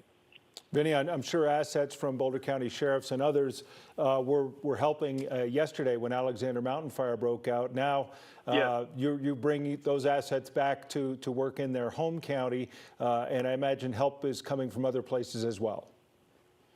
Absolutely. We've even got offers from Larimer County to come help us. We initially, you're correct, we had assets. Part of our teams were up in Larimer County yesterday helping with evacuations. They were staged today and prepped to help continue with that. And now we are pulling them back into Boulder County to help with the evacuations that are currently going on right now, in addition to the roadblocks that are in several different locations. So, yes, we're utilizing multiple resources. The fire is currently under attack by seats and retardant drops that are going on along the perimeter area where they're trying to contain and hold the fire. Additionally, we have additional apparatus that's coming in from other jurisdictions. I think it's approximately 10 to 15 more apparatus that have been requested at this time, and it's an active firefight. Vinny, are your deputies in a position to go door to door in these evacuation areas, or are they simply too large and too difficult to get to do that? Well, I know we have deputies in the area that are being assigned to do evacuations. As to whether or not they're going door to door at this moment, I would expect that is the case. But I can't speak directly as to what's occurring right now in this moment. I just know that we have deputies in that area that are being coordinated and sent in for evac. But again, this fire is moving toward the east and from the south to the north. So exactly what's going on the front of the line right now, I can't speak to. So, Vinny, our Chief Stager is thinking that there might be a new evacuation alert that we're looking at. Can you tell us anything about that? Yeah, so the original area that was launched for an evacuation was the Eagle Ridge area. That has also been extended. It's in the same area for Eagle Ridge, but it's just been expanded, that area. For the latest maps and to see exactly what those specifications are, we recommend everybody go to boulderodm.gov. On that page, you can scroll to the bottom and see the exact perimeter for those evacuation areas. Is it correct that the evacuations were expanded to the south and to the west? We've seen a lot of northward movement in evacuation areas, but is it correct that there's expansion south and west? So along those polygons that have been launched, I don't have that directly in front of me while I'm speaking to you, but I don't want to say something I can't speak to accurately. So if people can you can pull up that map at boulderodm.gov. You can pull up that map and see exactly precisely where those evacuation launches have occurred. Additionally, I would just want to remind people that are listening right now, for the latest information regarding this fire specifically, they can text BOCO info, that's BOCO info, INFO, all one word to 888-777, that's keyword. You'll receive text messages up to date. For those that might need that messaging in a different language, they can download the ReachWell app and then choose the language that they prefer. Those messages that are going out with the most up-to-date information with evacuation points, livestock evacuation points, or just road closures. That's where you can get the latest or greatest information directly to your phone if you don't want to go to the ODM website. Just anticipating the changing weather, how that affects the aerial attack, and then also daylight. Daylight also changes things as well. What do you anticipate happening over these next few hours in those two realms? Well, I think as long as they have daylight, typically what happens from my experience with this is that they will continue to launch air resources as they have them available and as the crews are available to keep launching those air assets. So I think that'll continue on as long as they possibly can. And we know that from the predictions from the weather patterns that the relative humidity is going to potentially continue to lower as we go later into the afternoon. So we're just going to hope that our crews can really continue to get in there, do the best they can, and get some fire lines with that retardant in place. And Vinny, just to tie this up, I know you said you weren't in a position to confirm what we were able to see from Sky 9 earlier, which appears to be the loss of a house there in that Eagle Ridge area. Have you heard anything to suggest that anybody has been hurt in this fire today? Firefighter, any civilian in town? I am not aware of any injuries at this point in time, and as we gather more information, we'll be sure to get that out if that does become known. Okay. All right. Vinny Montez from Boulder County Sheriff's Office. Really appreciate your time and your perspective on this. So it appears that we have fresh evacuation areas on both fires, actually. So let me verbally tell you what it is on the Alexander Mountain Fire in Larimer County, and then hopefully we can go to Steve Steger to show you exactly where the map is in Boulder County. There are more voluntary evacuations for the Alexander Mountain Fire. This is noteworthy because they are up north of Glen Haven, per my map. Voluntary evacuations north of County Road 43, including Dunraven Glade Road and Side Stream Drive, including the area north of the Dunraven Trailhead. The Dunraven Trailhead is directly north of Glen Haven. So the reason why this is noteworthy is on the Alexander Mountain Fire, kind of the western edge of where the evacuations have been is Drake, right? Drake along US 34. These new voluntary evacuations, oh, look at this. Steve Steger's operating the map. He's going to show it to us there. It extends now to the northeast. Now you're starting to get up northeast of Estes Park, still a ways from Estes Park, but obviously northeast of Estes Park, northeast of the Glen Haven area as well, which indicates that there is either very active fire on the northwestern edge of this, or they anticipate that that could happen because that's well removed from where the kind of the fire footprint was this morning. That little prong sticking out of the red there on the southeast side of things is now starting to touch the Mariana Butte Golf Course that many people do know very well right there. That little Florida-looking finger sticking out of the red area. So still a great deal of concern because we've been talking so much about Stone Canyon fire today, but the Alexandra Mountain Fire continues to move as well. Yep. So now we'll check in with Corey Reppenhagen, and then we'll go back to Steve Steger to take a look at where the new evacuations are on the Stone Canyon fire, a smaller area with that has been expanded a bit. Corey Reppenhagen is now south of the Stone Canyon fire. Corey, what can you tell us about the wind behavior and how that might be influencing things? Yeah, well, we have seen and felt the winds pick up periodically, so we're getting some pretty frequent gusts here. I'm just south of Lyons looking at the fire. You can see it behind me back here. You can see the behavior. They just had another slurry drop from a tanker here on that ridge. That ridge line there that you're seeing is actually Stone Canyon, there's Stone Mountain. So this is where the fire is located. So right when you get into the town of Lyons, basically the first traffic signal is Stone Canyon Road, and that you take a right and you go straight up into this fire. It's closed right down in the town of Lyons, but we have been in the area and even up in the neighborhoods back there to see, and this is a very menacing scene for people that live in Lyons. We've seen a lot of people not frantically, but very busily trying to get their things together because, like you mentioned, the winds have picked up very noticeably and we're feeling it. The people in town are feeling it. The evacuation orders are starting to spread around. And this fire behavior, you can kind of see how there's flames and smoke just periodically running up. We're going to get back to you in the studio there, Kyle. All right. Very good. We're going to take you now to a briefing on the Alexander Mountain Fire in Larimer County. Seen a great collaborative and cooperative response throughout the incident. Currently, the fire is just tipped over the 3,500 acre mark. That was just flown by the multi-mission aircraft from the Division of Fire Prevention and Control for the state of Colorado. A great asset for us, and they've been very helpful throughout this. We don't have a map here currently because the fire is changing so rapidly. This fire was 900 acres last night, and first flight this morning it was 1,800 acres. Seeing that sort of fire growth overnight speaks to the dryness of the fuels and the dryness of the atmosphere. Those things combined with wind really lead us into the situation that we see here. So currently we have about 270 firefighters on the ground and numerous helicopters and fixed-wing aircraft working the air show from above. We're utilizing retardant and water. Any moment now we're expecting to see what's called a scooper. It's something we don't see around here very often, but it's a fixed-wing aircraft that will actually fly, and it lands, skitters along the top of the water and grabs water and comes back up. The real benefit to these aircraft is that they can turn around when you got lakes very close and put a lot of water on the fire very quickly. So they'll be dipping out of one of the local reservoirs here locally, and we're really looking forward to that asset being here. So the fire behavior is pretty much what you're seeing here. It's pretty active in what we call backing, so it's moving downhill against the wind, and as it does that, you know, it's a slow moving process, but then as it backs to the bottom, it does what we call slope reverse. It comes back up the hill in a pretty aggressive fashion. So we're seeing that repeat itself on the back side of the fire. On the front side of the fire, where it's got wind pushing with the topography, so wind and the hills aligning and pushing uphill, that's where we're seeing some of the more aggressive growth.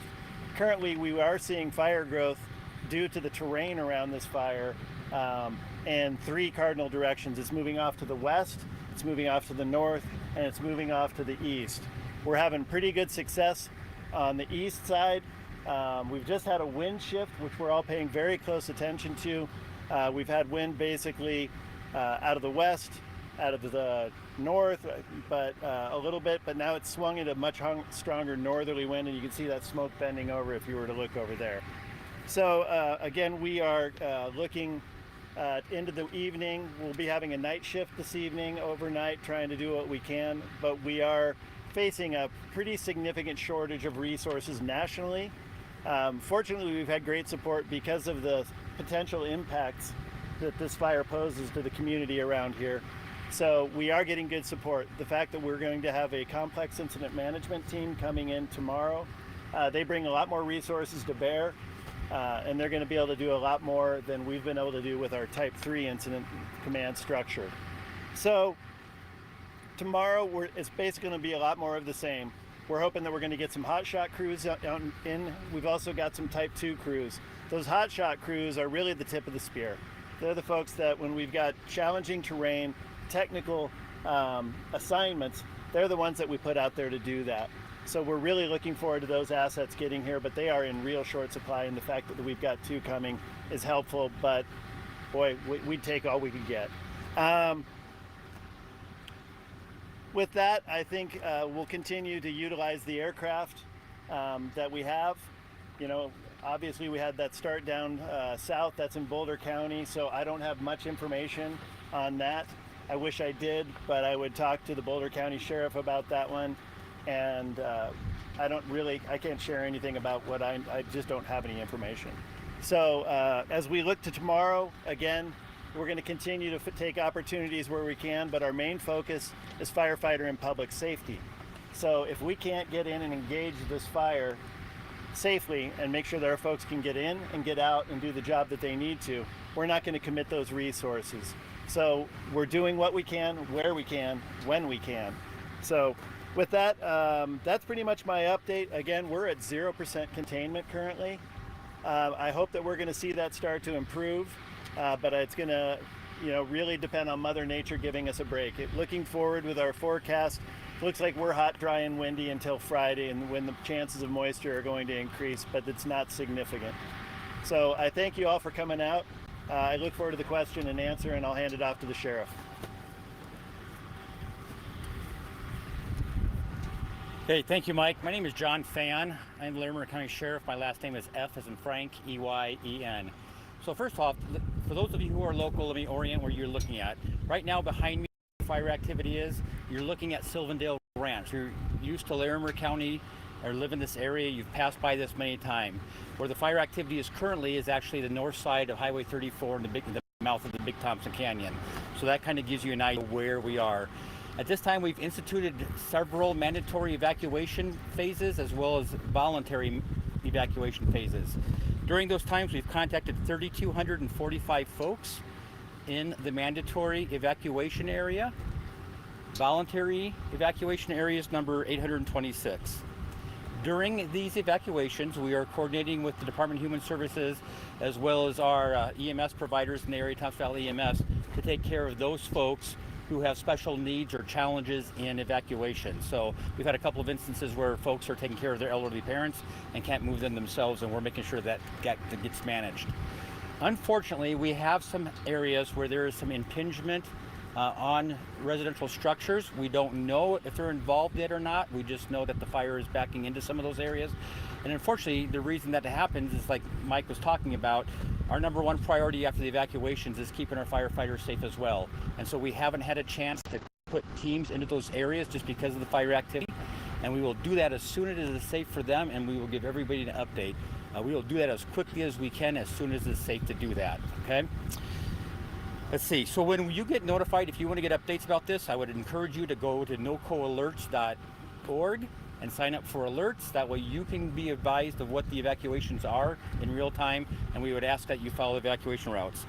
Let me talk real quick about animals. We're a very rural county in this area. Lots of folks have large animals, and so that's always a concern, right? Because your animals and your pets are a part of your family as well, just like they are in my household. So we have taken steps to make sure that you have a place to go with them as well. We initially had them out at the ranch, but as you know, the Larimer County Fair is starting up, and the 4-H projects and all those things are just as important to the citizens of Larimer County as taking care of this fire is. So we were working with Island Grove over in Weld County. We've contacted all the owners whose animals we have taken to the ranch initially, and we have moved them over to Island Grove. I heard that a state CSU veterinarian services and the state veterinarian services are also working with us to make sure that all the animals stay safe at this time. So this is especially important. If you get a notification of a voluntary evacuation and you have a large animal, we don't want you doing that at night. We don't want to help you do that at night. We want to do it when it's safe. So help us help you and move those animals out when it's early, and help us make arrangements for that so that we can keep you and your family safe. Let's see. Okay, so lots and lots of folks are offering to help. I get those telephone calls all the time. I'm seeing it on my Facebook page. I'm going to tell you, you know what, we have a lot of resources. We greatly appreciate the outpouring of support and faith that the community is showing us. I'm actually going to refer you to the Red Cross. So contact your local Red Cross and see what you can do, whether it's providing your skill sets, your passions, whether it's food, whatever that is, but contact them and they will help coordinate getting that out to the first responders in all the different areas that we're at. Don't drop things by because we're inundated with that stuff. And again, we're very blessed because you're a giving community. So thank you for that, but actually I would go to your Red Cross for that.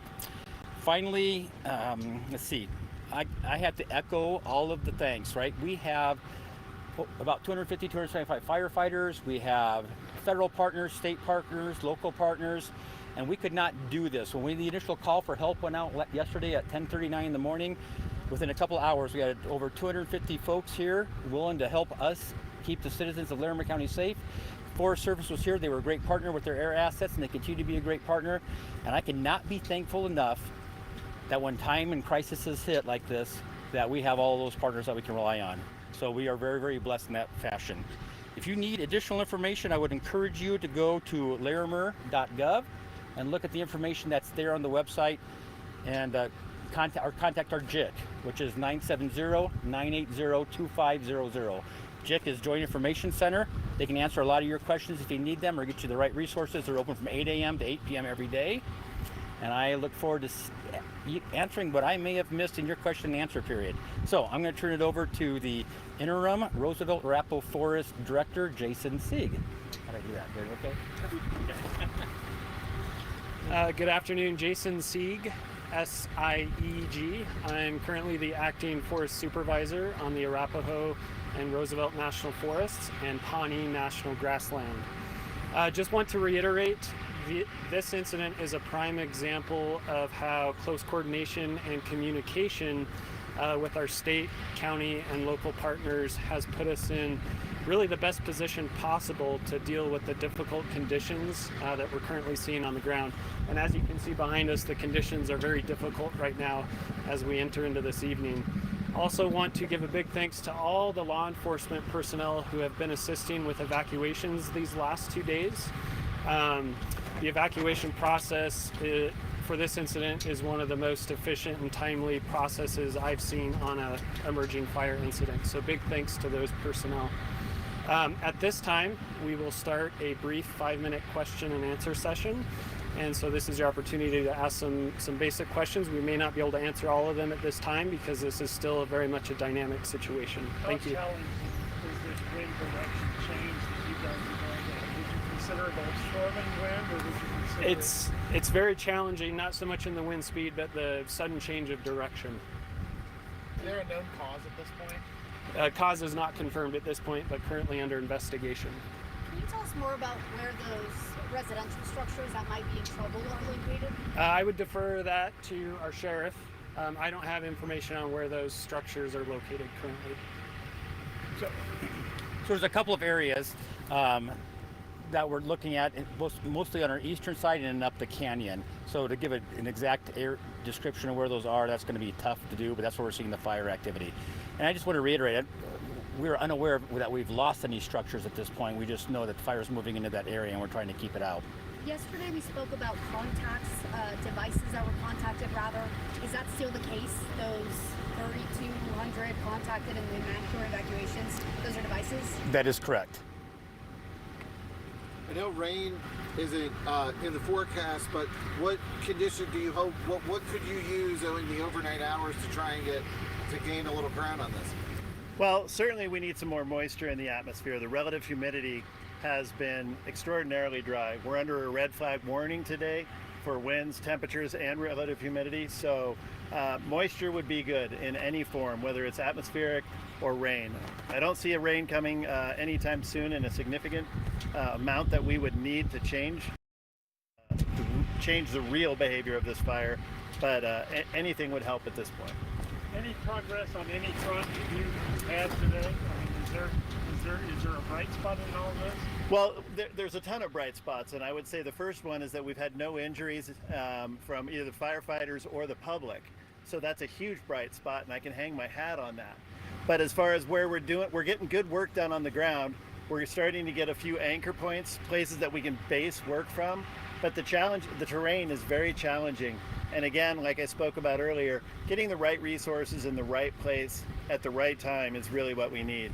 As we get more of those crews coming in, those specialist crews, the hotshot crews, that's really going to help us out. But I think the fact that we don't know of any structure loss so far, I'll hang my hat on those things. I have a question for the sheriff. If you could please repeat, you mentioned evacuation, voluntary and non-voluntary. Could you repeat those numbers again about how that's split? So it's 35. Of course, I grabbed the wrong phone. Hang on a second. I apologize. As they begin to repeat information here, we'll monitor this for new information, but bring you the latest. So the Alexander Mountain Fire, the far larger of the two fires burning on the Front Range right now, has essentially doubled in size today. It is expanding on 3 of its 4 flanks, and firefighters have not been able to do any on-the-ground structure protection. They don't know they've lost a home, but they're not able to actually get in there and do that on-the-ground work. Too much ground to cover, too much tough ground to cover, but the fire also doubled overnight, 900 to 1,800, now 1,800 to about 3,500 acres in size. They do say they have 270 firefighters there. They are still using plenty of air support. They're doing what they can with what is now a large and growing fire that has created a large and growing evacuation center as well. It's a terrible situation given the weather conditions that we have right now. So you've got that large fire that's at 3,500 acres in Larimer County that is growing every which way but south. And what do you have south? You've got a fire in Boulder County that's burning to the north. And their evacuation area is touch. I mean, it's just an absolute mess. Obviously, you can tell from the evacuation and the pre-evacuation areas where the concern is. There's not a lot of population to the north from there, right? Because you're talking about inside the Roosevelt forests there. But when you start to go to the west, you get near Glen Haven. You know, eventually you're going to get over Estes Park. That's a ways from there. But on the east, Loveland, right? So then you worry about it coming down the hill. That's where obviously they would make an enormous stand if they ever needed to. Let's bring in Steve Steger to talk about some new evacuation areas that we have far northwest on this fire in Larimer County. Steve, one of the 3 directions it's moving. Yeah, so this was just added from Drake to Old Ridge Road, which is right up here near Glen Haven. You can kind of see Glen Haven. It's covered by the road closure right there, but that kind of purple area right there, that's a mandatory evacuation. So as you're making your way from Drake up there, all of that is closed down. This should give you an idea of what they're worried about, because the fire is this black spot right here. Now, we don't know if they've had time to update this map since they got that new projection of 3,500 acres, but it's a pretty big fire. The nice thing that we were talking to a lot of the folks on the ground there yesterday, the thing that they're not as worried about as it gets to the north here, you're going to run into the Cameron Peak burn scar at some point, which is going to give them a little bit of a natural fire break, because a lot of that area burned during the Cameron Peak fire. There's not going to be as much fuel up there. But the concern now is moving to the west. And you see, this has grown in scope since I walked into the studio here about an hour ago. I walked in to tell you that these 2 evacuation zones have merged, and now it's just moving further to the west, guys. Yeah. So, Steve, I think we can surmise, because that fire footprint is the same as what we were seeing a couple of hours ago. And we know that the fire has roughly doubled in size since that update. So we can imagine that that area has doubled in size. And we know where it hasn't grown, which is on the south side, right? It hasn't jumped the river. It hasn't jumped the highway. Nope. We know it hasn't grown that way. It's grown north, east, and west, which the voluntary evacuations, right, that tells you, one, where are their people and where is their fire headed in that direction. Yeah, you've got a voluntary evacuation zone just kind of to the north of Glen Haven now, too. So that tells you they're even starting to get concerned about that area. You were talking about to the south. This is where that press conference just took place, Sylvandale Guest Ranch. You can kind of see it right here, not too far away from the fire. In fact, the view of that from kind of the parking lot at Sylvandale Guest Ranch is just, you can see the entire scope of that fire. This is the area that they're really concerned about, and they have a lot of resources staged there just in case that fire kind of makes a move toward the guest ranch where there's a lot of property in the area. And the thought would be that if the fire was going to move kind of down the hill, that's the way it would go. I do want to show you, because we were talking to Vinny Montez from the Boulder County Sheriff's Office not too long ago about the Boulder County evacuations. I want to bring up, this is PBS Warn. So this tracks anytime you get one of those really loud, annoying alerts on your phone. It's called a wireless emergency alert. It's like an Amber Alert, takes over your entire phone. Folks in this area, which is just kind of north of Boulder County, north of where that fire is burning, the Stone Canyon fire to the south of the Alexander Mountain fire, all got this alert from Boulder County that just says officials have issued an evacuation order at 3:45. So that's it's more than 30 minutes old right now. But that is the area that just got pinged. And you could see how much it grew because this was the original warning that Boulder County sent out, went right up to the Larimer County line. So that area has grown quite extensively up into Larimer County and now includes a lot of that evacuation area that we're seeing from northern Colorado's alert system. All of the area in purple here, mandatory evacuation. So if you live in those areas, be cautious. We just got an alert from the Larimer County Sheriff's Office through their emergency alert system of an upgrade of a voluntary evacuation order. I believe it's still yellow for voluntary on your map. It's the one right above Carter Lake. That yellow area just north of Carter Lake and south of the Alexander right Mountain here. Fire. Oh yeah, that one. Still. Yeah. And this is the map that they're driving folks to when they send an alert. So the thought is this area just to the north of Carter Lake right here now is part of the mandatory evacuation. So you've got to think they're concerned about either the fire that's burning down here moving to the north, that's pretty close, or the fire, the Alexander Mountain fire, moving south. Hopefully that's not the case. Well, they certainly seem to be concerned about the wind being somewhat whimsical about going in different directions at different times, and the unpredictable nature of that at this point seems to be a real problem for them as far as predicting where they need to fight this fire. Yeah, absolutely. I mean, it's tinder dry up there when we were standing on the side of the road, and it's hot. So you imagine trying to fight a fire at an elevation where you can get boots on the ground. They're talking about this, and obviously now, again, this is an outdated map of where the fire is actually burning. It's a lot bigger than this is right now. That's rugged terrain, tough to get boots on the ground right now, which is why they've spent so much time in the air. Yeah, as you look at that area that is now in the new mandatory evacuation area north of Carter Lake, there's a number of campgrounds in that area. That's off of South County Road 31, Pole Hill Road. It's right around Flatiron Reservoir, to give you somewhat of a better idea of what that is. Flatiron Reservoir is the small body of water north of Carter Lake, but just looking at a map, you see a lot of mountain roads up there, presumably a decent number of properties, so not that rural of an area. So Steve Sager, appreciate the update info there. So in the last couple of hours, we've been talking at great length about the Stone Canyon fire. That is the new one that is burning just to the north of Lyons. We had a chance to talk earlier with Ann Reed from Lyons Fire. We also talked with Vinny Montez from Boulder Sheriff's, and we're expecting an update on that fire coming up in the next 10 minutes or so. But the briefing that we just got about the fire burning up in Larimer County really didn't paint a very good picture, but what we're seeing play out north of Lyons doesn't look great either. Yeah, interesting to hear the folks who are most intimately aware of what's going on at Alexander Mountain say, we don't have any information for you on what's going on in Boulder County. And perhaps they just don't want to speak out of turn, right. But perhaps it really is a situation where you've got one core group that's working the one fire and one that's working on the other. Our Corey Reppenhagen, meteorologist, is out along 36, south of Lyons, I believe, north of Boulder. That is the fire as you look north behind him. And Corey, what can you discern about how that fire has grown and changed in the 30 minutes since we last talked? Yeah, we've seen it be very active. We've seen flames, a lot of smoke coming from it. We've seen it moving towards the north and towards the east as well. Take a look at it behind me here. Right now you can see a very large swath of smoke. You can see a little bit of flame up on the top of the left-hand side.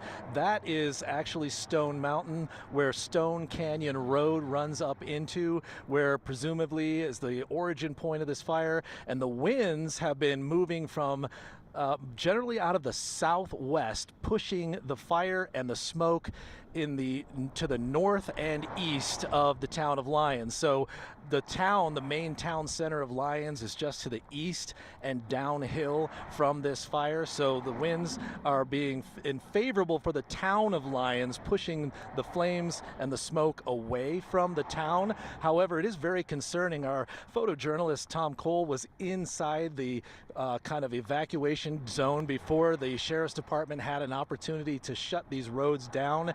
And he was speaking with some people in there, and they were a little concerned about about just how populated it really is back along this smoke line here. So we don't know if the flames are reaching those homes. He told me that while he was back there, he saw them doing structure protection, but there were no homes in that area that were an immediate threat.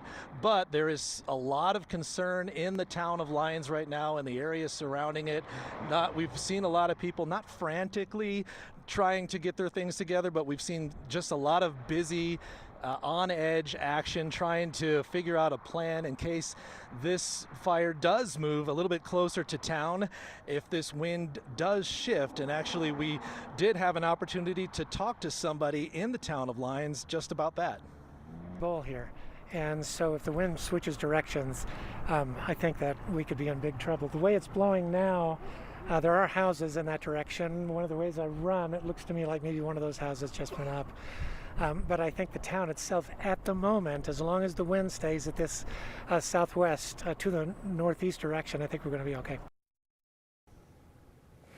So that was Paula Williams, who is the acting or temporary mayor of the town of Lyons, is what I'm being told. I wasn't there when Tom did that interview, but he spoke with her in length, and she's pretty concerned about just how dicey the winds have been. I'll tell you, they're not strong. The winds are generally calm until about every 2 to 3 minutes we get about a 15 to 18 mile an hour gust, almost 20 mile per hour gusts in the area. That is not a strong wind by really any caliber, especially Colorado during fire season. But we also do know that the winds are forecast to shift a more northerly direction tomorrow as the high pressure ridge that's creating this big heat dome. This is basically a heat storm. This high pressure ridge here, it's going to start to move out towards the west, which means the circulation will come around the top of Colorado, and we could get a little bit of a push from winds coming from the north towards the south tomorrow, and that is why we know that we'll see a lot more wildfire smoke tomorrow along the Front Range, not only from these two fires burning locally, but also because of the fires that are burning out to the west that are so big and putting out so much smoke that they're coming all the way from the west coast of the United States and is still thick enough to impact our air quality here. So we're watching the air quality for all of us. This is these fires are the entire community is involved in these, and then right here locally people are watching the flames, so watching to where those come through. And interesting enough, well, let me take a quick look. If you look up above the fire smoke from the Stone Canyon fire, where Tom is shooting the camera right now, that puffy cloud up there is actually being created by the Alexander Mountain fire, which is beyond this. So that is actually creating its own weather system. The heat from the Alexander Mountain fire is rising up so quickly behind this fire that we're seeing that there's not a lot of moisture in the air, but it's rising so quickly and into such colder air that it's condensing at its dew point and creating clouds. And the Alexander Mountain fire is actually creating its own thunderstorm at this moment right behind the wildfire that we're seeing here, which is in Lyons, the Stone Canyon fire. So both of these fires very visible from this spot. Certainly are, and have been ever since we first saw Alexander Mountain start to blow up yesterday. We've been watching all of that. You know, Kyle, one of the things that Corey was just alluding to was the value of structure protection at this fire, but they made a point about the Alexander Mountain fire as that's not a priority at all. Yeah, that they have not felt safe putting firefighters on the ground to do any structure protection. They said that fire had backed into some areas with homes. They said that they did not yet know if homes had been lost, but it wasn't something that they were willing to put men and women on the ground to defend.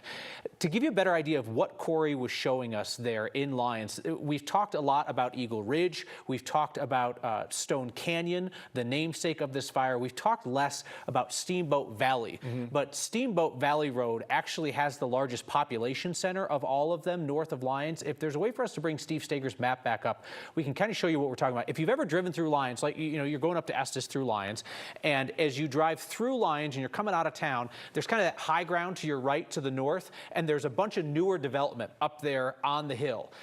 That's Steamboat Valley Road. And I'm not sure that I quite grasped that when we were first talking about it. But as you look at the three kind of curving ridge and canyon roads that go north of Steamboat, the one on the west is Steamboat Valley, the one in the middle is Eagle Ridge, the one on the east, the right, is Stone Canyon. Steamboat Valley, when you get in closer to town, that's kind of like the northern edge of what you would think of as like the town of Lyons proper, where there's truly homes right next to each other. The town of Lyons kind of extends up Steamboat Valley, and there's easily 100 homes at the base of Steamboat Valley Road. So you can imagine that if there is concern about the proximity of that fire to town, where they would want to get in and do really intensive structure protection, it would be kind of at the base of Steamboat Valley Road. Well, and when Corey was talking about those winds maybe turning to come out of the north, he was talking about that delivering smoke down to the Denver metro area, but you're also thinking about there's not a lot of room between Lyons and to the north is fire burning. So if the wind starts to come out of the north, there will certainly be a lot of pressure brought to bear to stop that fire from making any tracks south. But so far what we've seen from every picture that we've taken today and through yesterday show two fires with very healthy appetites, and they're finding a lot to consume. There is plenty of dry grass, certainly plenty of dry trees. Anything and everything around them is dry, and that is feeding these fires, and they're voraciously growing. We talked about just learning the size of the Alexander Mountain fire that went from 900 yesterday to 1,800 this morning, now at 3,500, redoubling in size. And there certainly seems to be concern about their efforts right now, or any ability they have to try to get a handle on any containment around either of these fires at this point. So you've got two fires. Alexander Mountain dwarfs Stone Canyon in size. It's 40 times the size, but it's burning up Big Thompson Canyon in very rural ground. So you have about 3,200 people contacted for evacuations, whereas 380 evacuations so far in Boulder County. Let's go to a briefing on the Stone Canyon fire in Lyons. I'm Public Information Officer Jamie Barker. Today you're going to be hearing from Boulder County Sheriff Curtis Johnson, that's CURTISJOHNSON, and Boulder County Sheriff's Office Public Information Officer Vinnie Montez, that's VINNIEMONTEZ. The sheriff is going to give you a brief on what's occurring and then answer a few questions. I'll follow up with more information on where to find alerts about evacuations, as well as information on the fire. So I'm going to hand it over to the sheriff. Thank you. Good afternoon, everyone. I'm Curtis Johnson, Boulder County Sheriff. Just want to give you a few details of what we know is going on today with the Stone Canyon fire. This fire started at approximately 1:30 this afternoon. Our dispatch center was alerted to smoke in the area. Units responded and found an active wildfire in the area of Stone Canyon, just to our north. Immediately, we began evacuating that area and areas to the north and east. The fire has continued to grow and is continuing to move in a northeasterly direction. We're about 8 miles away from the Alexander Mountain fire. The good news for us is that we were able to grab resources from Larimer County.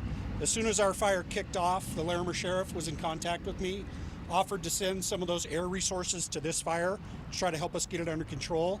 So within an hour, we had a lot more support than we might on a normal initial fire because of the fire burning north of us. Those air resources are continuing to work, both the Stone Canyon fire and the Alexander Mountain fire as needed. They will continue as long as weather conditions permit.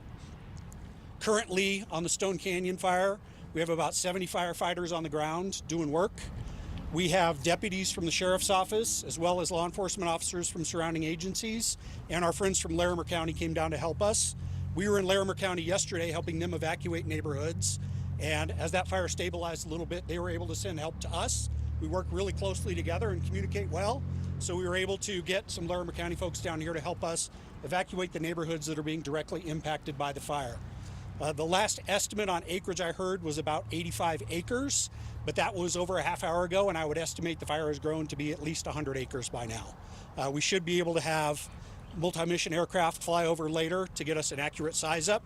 But as you know, with these fires, the numbers can flux and change. So we'll wait for really good data later today or tonight to give us a real good picture on the size of the fire. We are continuing to evacuate people to the north and east. This fire is pushing towards the Larimer County line, which is not far from Boulder County in this area. And so we'll continue to work on it and make progress and hopefully get it put in some semblance of control. But right now our focus is life safety, making sure people are evacuated, making sure animals are removed from the area, and then it's structure protection, trying to protect homes and property. Once we have those starting to be accomplished, we should be able to get lines around the fire and try to help really slow it down. Unfortunately, the weather conditions are not going to change or help us today. It's going to be hot, it's going to be dry, and we're in a red flag warning for the winds that are expected to pick up later today. So the conditions are about as bad as they can be for us to be fighting this fire. But we will stick with it tonight. I expect it'll take us days to be able to really manage it. I'm assuming there's questions about structure loss. At this point, we have heard unconfirmed reports that there may be structures that have burned in this fire, maybe 2. We don't have good confirmation or good address because, again, our focus right now is trying to slow the fire down, protect other structures, and make sure people are safe. We'll do a better assessment as the days progress and get you more information about what, if any, structures were impacted or lost. We're also evacuating animals from here to the Boulder County Fairgrounds. So if people are looking for animals or had animals moved, they'll be at the Boulder County Fairgrounds in Longmont, where they'll be safe and taken care of until we can get them back with owners and get them back in the neighborhood. How rapidly would you say this fire is progressing? You know, it's hard to say at this point. It's been jumping around a little bit and moving as the winds pick up. It finds fuel and advances. As the winds die down, you know, the further north and east it pushes, there are some grazed pastures out that way, which could help us slow things down. But it's going to be really dependent on the weather and the winds. Yeah, that was going to be kind of my next question. Is it more so just moving east and north, or is it picking up and kind of finding the spots? It hasn't been really torching ahead. The winds haven't been that strong yet, but it has jumped over some roads, made progress north and east. So we'll be working on it all night. I saw some people concerned that it could touch the Alexander Mountain fire. Is there anything you would want to say to people who have that fear? Well, we don't know yet, because the direction, I have not been focused on the Alexander Mountain fire. This is my concern right now. We will be in communication, and the State Division of Fire Prevention and Control is looped into both fires and working with us in coordinating efforts. We're hopeful it won't touch, but we also want to make sure that we can share resources to address both fires. How do people get down from that area? I had heard it's pretty limited. It's pretty limited out to Highway 66. There are some ways to cut back and go north and loop back around, but most everybody is out of that neighborhood now. We had deputies going door to door, evacuating people, removing animals and livestock, and pushing out alert and warning to people to get them out of the area. Obviously, you have a lot of community members here. What would you say to them right now? I am sorry this is happening in your community. You know, I have been on pins and needles since 10:30 yesterday when the Alexander fire kicked off, knowing that conditions are really ripe for bad fire. And we're going to do everything we can to stop this fire. That's all I can offer you at this point. And we will keep working on it until it's out. How have evacuations been going? Are people able to get out safely? We have, as far as I know, and Vinny Montez can fill you in a little bit more on the evacuation and where those areas are. Haven't heard any really big concerns about getting people out. We've been able to get people out. The good thing about people who live in and around Lyons is they're pretty resilient and they're pretty smart, and they're not afraid to cut a fence or drive down a road that maybe they wouldn't otherwise drive down to get to safety. And we appreciate that they're taking care of themselves and getting out of harm's way. Are you guys getting the support you need just considering the Alexander Mountain fire? Well, it is a struggle across the entire western United States to get resources right now. There are huge fires burning in California and Oregon and even out of the country. And so we are working every angle we can to get structure protection engines up here to help protect homes, to get hand crews up here to start carving lines around the fire. We were fortunate to get air resources today because of the Alexander Mountain fire. So we're doing everything we can to get everybody we need here to help fight this fire. With that, I'm going to turn it over to Vinny Montez for any other questions and a little more information on where people can go for updates and more information about this fire. Just so everybody knows, for road closure purposes, everything from US 36 or North St. Vrain at Blue Mountain Road, or what's called County Road 71 North as it moves into Larimer County. That area is closed for anybody going north from that point. And then we start working our way east along the outskirts of the north edge of Lyons, so along Steamboat Valley Road where 5th Avenue ends. That area north of there is closed, and we start making our way towards the east, Stone Canyon Road, all the way out to 55th or 53rd and Ute Highway. Everything north of those intersections that I just gave you along US 36 or Ute Highway is closed right now for residents going back in there. I want to share two things just to elaborate what the sheriff said. I know animals are an important part of our community here in Boulder County, so if there are livestock that need to be evacuated in any way, shape, or form, the Boulder County Fairgrounds, located at 95 Nelson Road, is open right now. Jefferson County has also extended their fairgrounds to us to be able to reallocate or relocate any livestock that need to go there. And then for people, if you don't have anywhere to go right now, there is an evacuation point at the fairgrounds near the exhibit hall where we have staff that are going there to give information out. It is not a shelter. I want to be clear about that. It's just an information point. So if people are evacuating out of the area, they have somewhere to go to get additional information. Additionally, we want to talk about, we're going to go over at the end some information for alert warning, but I want to cover updates for this fire. Everybody can go to BOCO Info and text BOCO Info, BOCO Info, INFO, all one word, to 888-777, and you can receive text messages directly to your phone so you get the latest and greatest updates. The information that you'll get in that text message will allow you to click a link. We'll take you to the Boulder ODM information on the backside where you're going to be able to get maps about current information. And why it's important to get BOCO Info information, that'll have road closure updates, evacuation updates as far as where people can go and get resources. It's different than the alert, and I'll leave that for her to talk about at the end. But anything that's updated related to this particular fire, that's where you want to go to get the latest and greatest information. Are there other questions? Text BOCO, B-O-C-O, Info, I-N-F-O, one word, to 888-777, 3837s. Other questions? I'm happy to. There's your update from Boulder County on the Stone Creek fire. A more encouraging update than what we heard on the Alexander Mountain fire in Larimer County, although they did acknowledge that they may have 2 structures lost. Yeah, we are talking about the information we just received. The Alexander Mountain fire you talked about 30 hours ago. That's now up to 3,500 acres, and certainly they're still trying to get a better understanding of that fire, and they weren't afraid to let you know that they're not sure where it's headed. Right at this point, they said it's been growing to the west and to the north and to the east, and they're just trying to manage it at this point. As far as the Stone Canyon fire, that's now just 3 hours old. Sheriff Curtis Johnson estimating that while it's 85 acres on paper right now, he's probably well over 100 acres in size as well. He does say that air support they were able to get so quickly because it happened to be nearby made a big difference in them getting on top of that fire as best they could.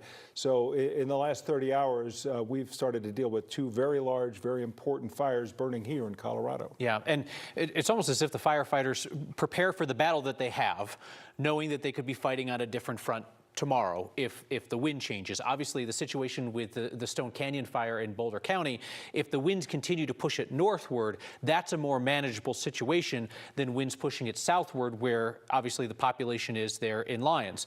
When you go up to the Alexander Mountain fire, that's a situation where if it continues to go north, it goes into forest land, and if it pushes south, there's the potential of it jumping the canyon, jumping the highway, and especially there in close to town, next to Sylvan Ranch and then north of Carter Lake, that's a really bad situation. I want to bring Kathy Sabin. I know, Kathy, we were all here 12 years ago when we were covering the High Park fire up in Larimer County, and they fought for days to keep that thing south of Route 14 and south of the river there, south of Cache-la-Poudre, and then it jumped. And then it jumped and it ran up through Glacier View Meadows and took a bunch of homes. And for days they tried to kind of hold the line of where it is, but that only works if the wind cooperates. And Kyle, the wind forecast is something we're going to be watching very closely because, as Corey mentioned earlier, as he was out live, we have what's known as a trough or a wind shift coming around midnight tonight. And that trough will come in as the ridge breaks a little bit, and that will create a wind shift out of the north and northwest, whereas today we're seeing the wind out of the west and slight southwest, so the smoke is going east and northeast, and the smoke is visible across the Denver metro area, up and down the Front Range today, and we have poor air quality as a result. We are continuing to watch the smoke up and down the Front Range from the two fires, of course, the Alexander Mountain Fire, and then now, of course, we have the Stone Canyon Fire in Boulder County, north of Lyons. And you're looking at regional radar and satellite. There's a little moisture to the south, nowhere near the fire zone, but this is the front. This is that trough that I'm watching to bring in not much moisture, but a wind shift, which will not aid fire managers and folks with boots on the ground battling these two blazes. The other story, the temperatures. I mean, just look, 98 in Denver, triple-digit highs out across eastern Colorado. And I just looked, Loveland, 97 degrees in Loveland. Winds are southwest at 5, relative humidity at 8%. The forecast is for that west, the winds to shift more and go west, and then overnight, they're going to pick up out of the north and northwest and could gust to 21 miles per hour. Looking in and around the Lyons area, 101 degrees in the last hour. Humidity 7% near Lyons. Winds south at 8, meaning the winds are coming out of the south, moving toward the northeast or north at about 8 miles per hour. The forecast estimate is for those winds to maybe shift a bit in Lyons and come in out of the west. So you can see how fire managers have a lot to deal with. The heat, the lack of moisture, and an impending wind shift around midnight with the arrival of a dry front, a weak trough that will bring winds out of the north and northwest. It is tinder dry out there. You can see how conditions are extreme for fire weather right now, and we have to just be so careful. And just even in the last half hour since I was on last, you can see the winds picking up a little bit, 15, 20, 25 miles per hour, and also coming in a little more out of the south and the southwest, as the fire managers were alerting to, and our Corey Reppenhagen, who is on the ground in that area. So here's the two fires that we're watching. The winds kind of picking up, ebbing and flowing out of the west and the southwest, and after midnight tonight, those winds will come in out of the north and northwest. The timing of that weak dry front, again, is around midnight. So it's going to be an interesting 6 to 12 hours for fire managers with the different elements they're battling. We have poor air quality because of the wildfire smoke, because of the high ground ozone levels that we've got out there. We have fire weather warnings out west and north of Denver in the fire zones for winds possibly gusting to 30 miles per hour, tinder dry conditions, hot. This will stay in effect until 8, but National Weather Service is talking about continuing this as a fire weather warning that may include more of northern Colorado and the Front Range tonight. Also under a heat advisory till 8 o'clock tonight because of the heat, excessive heat for day after day. We were 99 yesterday, timed the record. The record today is 101, so far 98 degrees in Denver. So kids, pets, I mean, all of that you've got to be thinking about with these conditions. And then let's talk about the drought, which we saw such an improvement in that with that wet winter and wet spring, and then we've been high and dry, and now we're back in an extreme drought or severe drought scenario. Denver, Lyons, Loveland, Fort Collins. So a lot of elements coming together to create extreme fire weather. And you'll notice on radar, I don't have a lot to show you here. There's a few showers to the south, but there is nothing going on across Colorado. And temperatures, how about this? 95 to 100 degrees, your temperature trend over the next few hours. These numbers don't come down much at all until about 11 o'clock tonight. So these are all of the conditions that fire managers are dealing with. And as meteorologists, we're watching the wind and temperature profile very carefully because this big heat dome, as Corey Reppenhagen mentioned, on the ground up there near Lyons, that heat dome has created, well, some of its own weather that's playing out there. We're seeing some clouds forming in some of the fire zones, potential thunderstorms being created because of the fire weather there. So a lot to look at and be conscious of over the next few hours, and we'll be all over it. But again, it's going to be that wind forecast, you guys, that is going to be the thing that will be really important to those on the ground battling this blaze over the next 6 hours. Kathy, you talked about all the progress we made in springtime and winter with all the moisture, but that also fed the growth of everything that is now turning tinder dry. There's a lot of fuel out there, and as you were mentioning, Tom, I mean, the fire up in the foothills in all of the trees, but it's also coming down because of that kind of west to southwest downsloping flow, and that's going to hit some grassland, and a fire can run in the grass.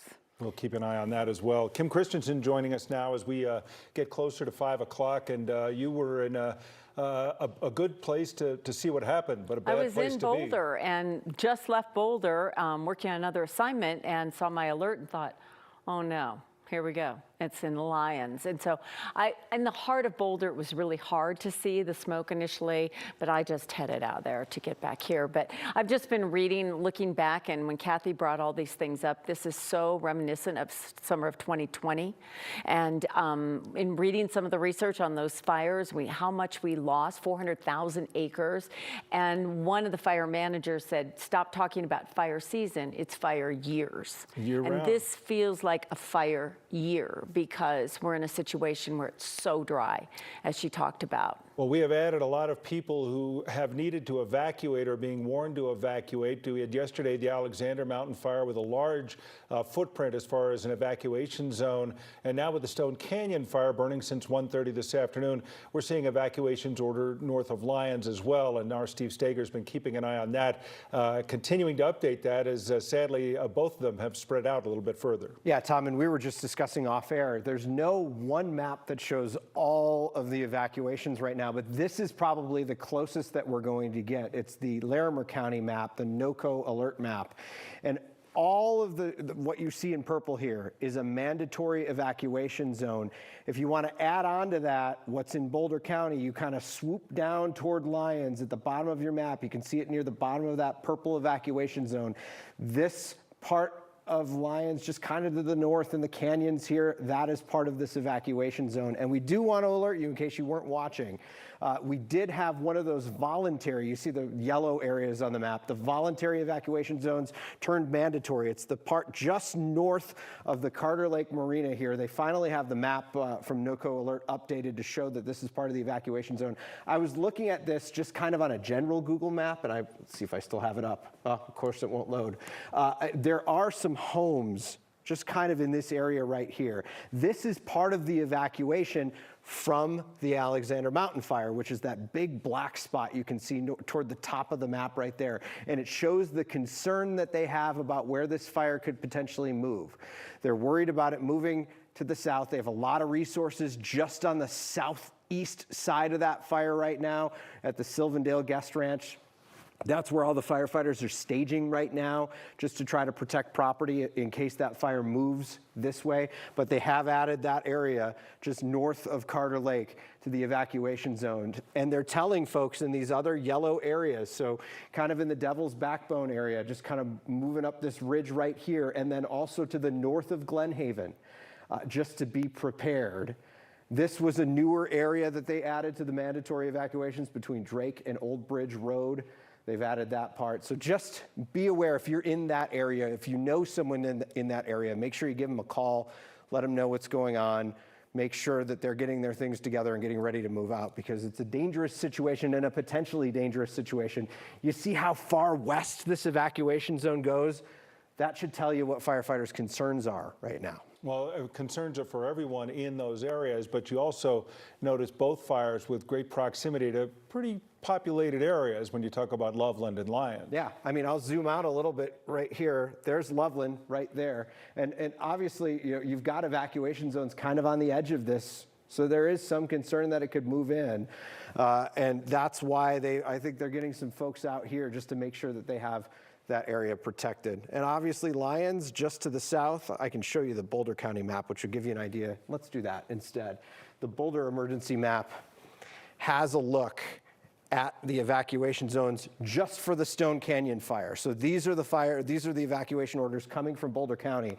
This is Lyons right here. And there's an area right there, which I believe I can click on, and they're getting an evacuation order in that area just to the north of Lyons. We'll kind of take a look and see what's going on there. All right, Steve, we'll get an update on that.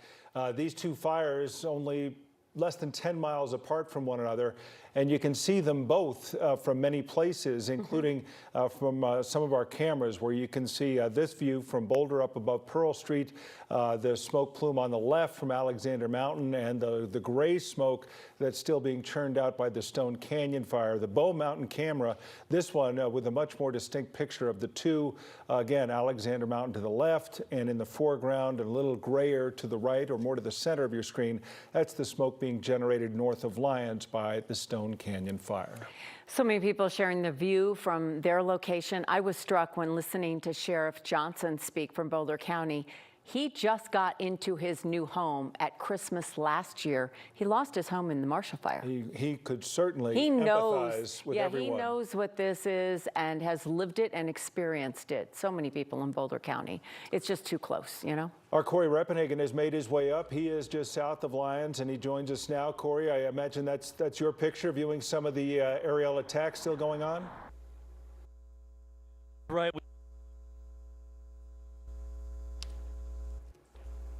Well, you can see the picture of the slurry being dropped, and that would appear to be on the southern side of the fire, because that's where Corey has been located today with Tom Cole.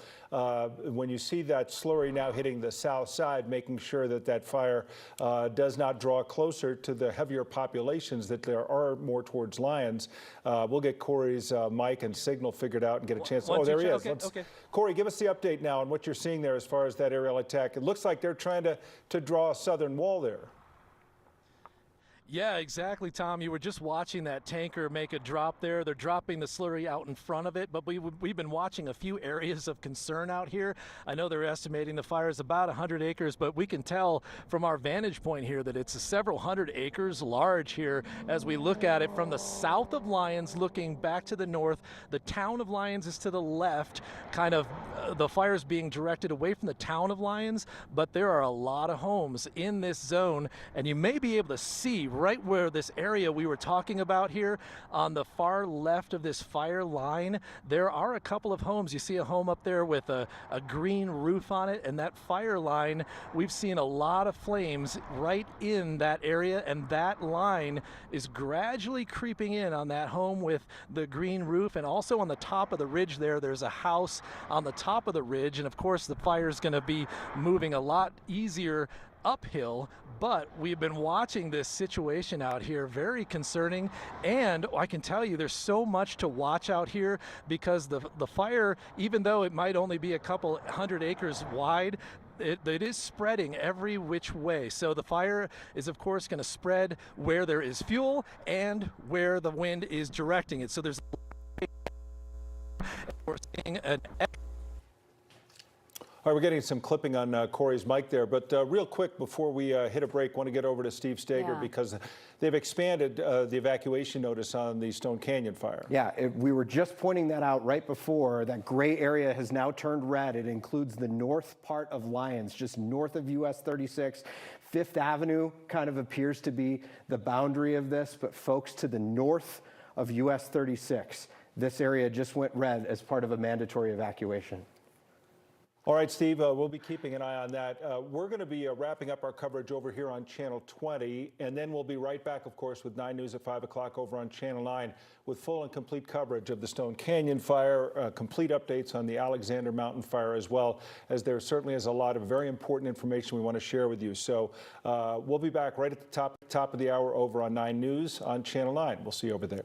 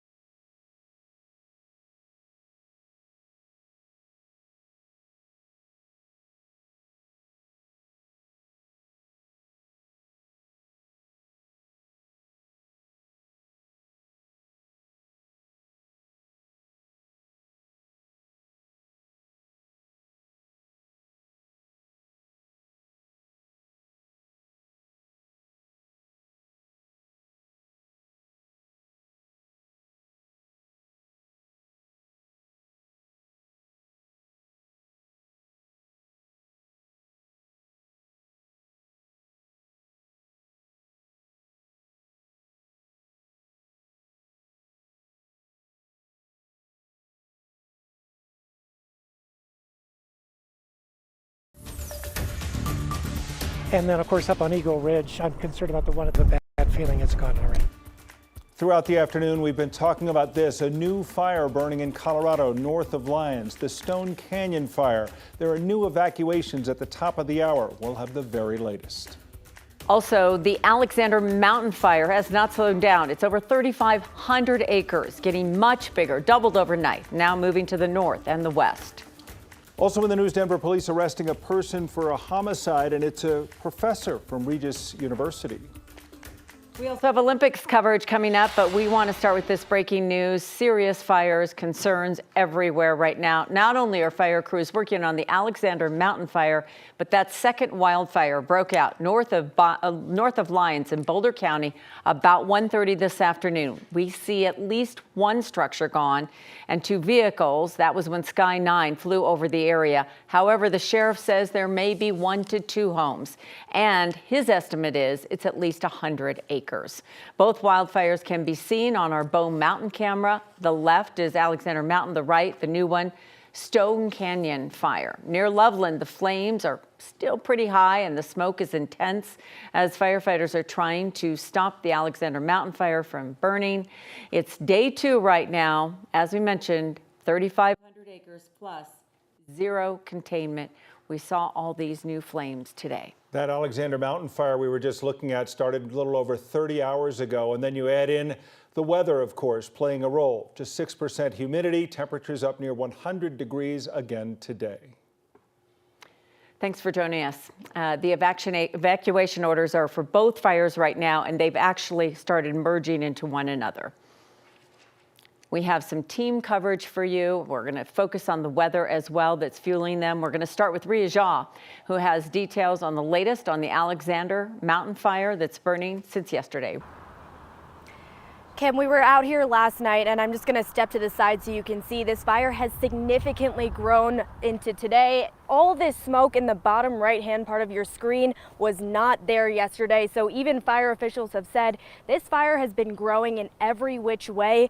And that's what officials said. It just speaks to how dry it is out here. We just heard from officials who said the fire is growing in 3 separate directions. They currently have hundreds of firefighters on the ground, and the fire is still 0% contained. They've been announcing more and more evacuations throughout the day.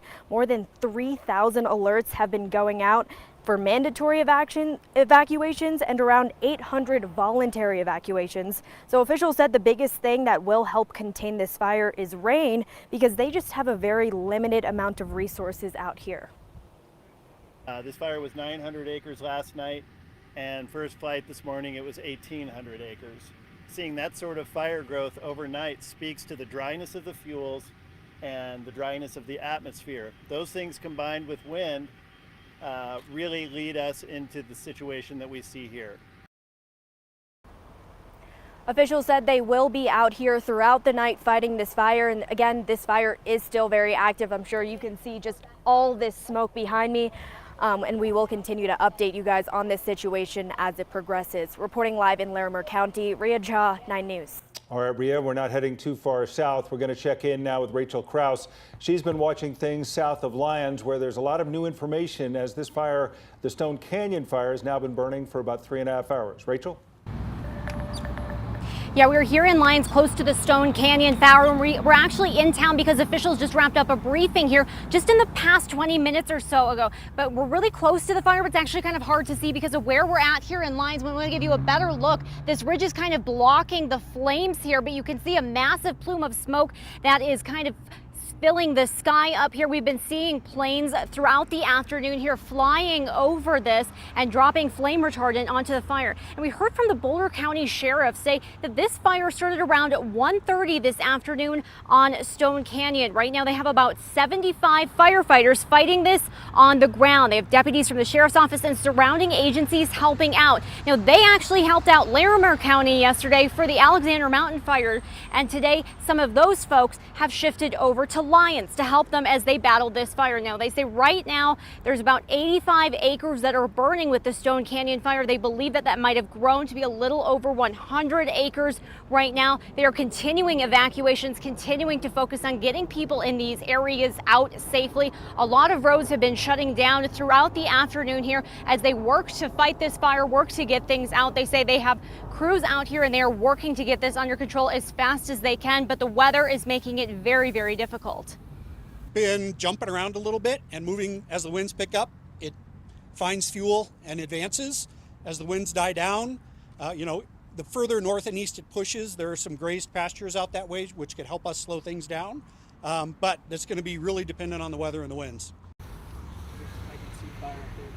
Now, right now, they are telling people who have animals and livestock, those larger animals, if they need somewhere to go, the Boulder County Fairgrounds are the place to take them. The Jefferson County Fairgrounds are also able to take in those livestock. Now, for people who need more information, they can also head to the Boulder County Fairgrounds as well. They can also text BOCO info, that's BOCOINFO, to 888-777. They'll get texts and alerts on all the latest closures and evacuations. It's a very changing situation, very evolving situation with this wildfire as it continues to spread. So they're trying to get all that info as quickly as they can to people. Reporting live in Lyons, Rachel Krause, 9 News.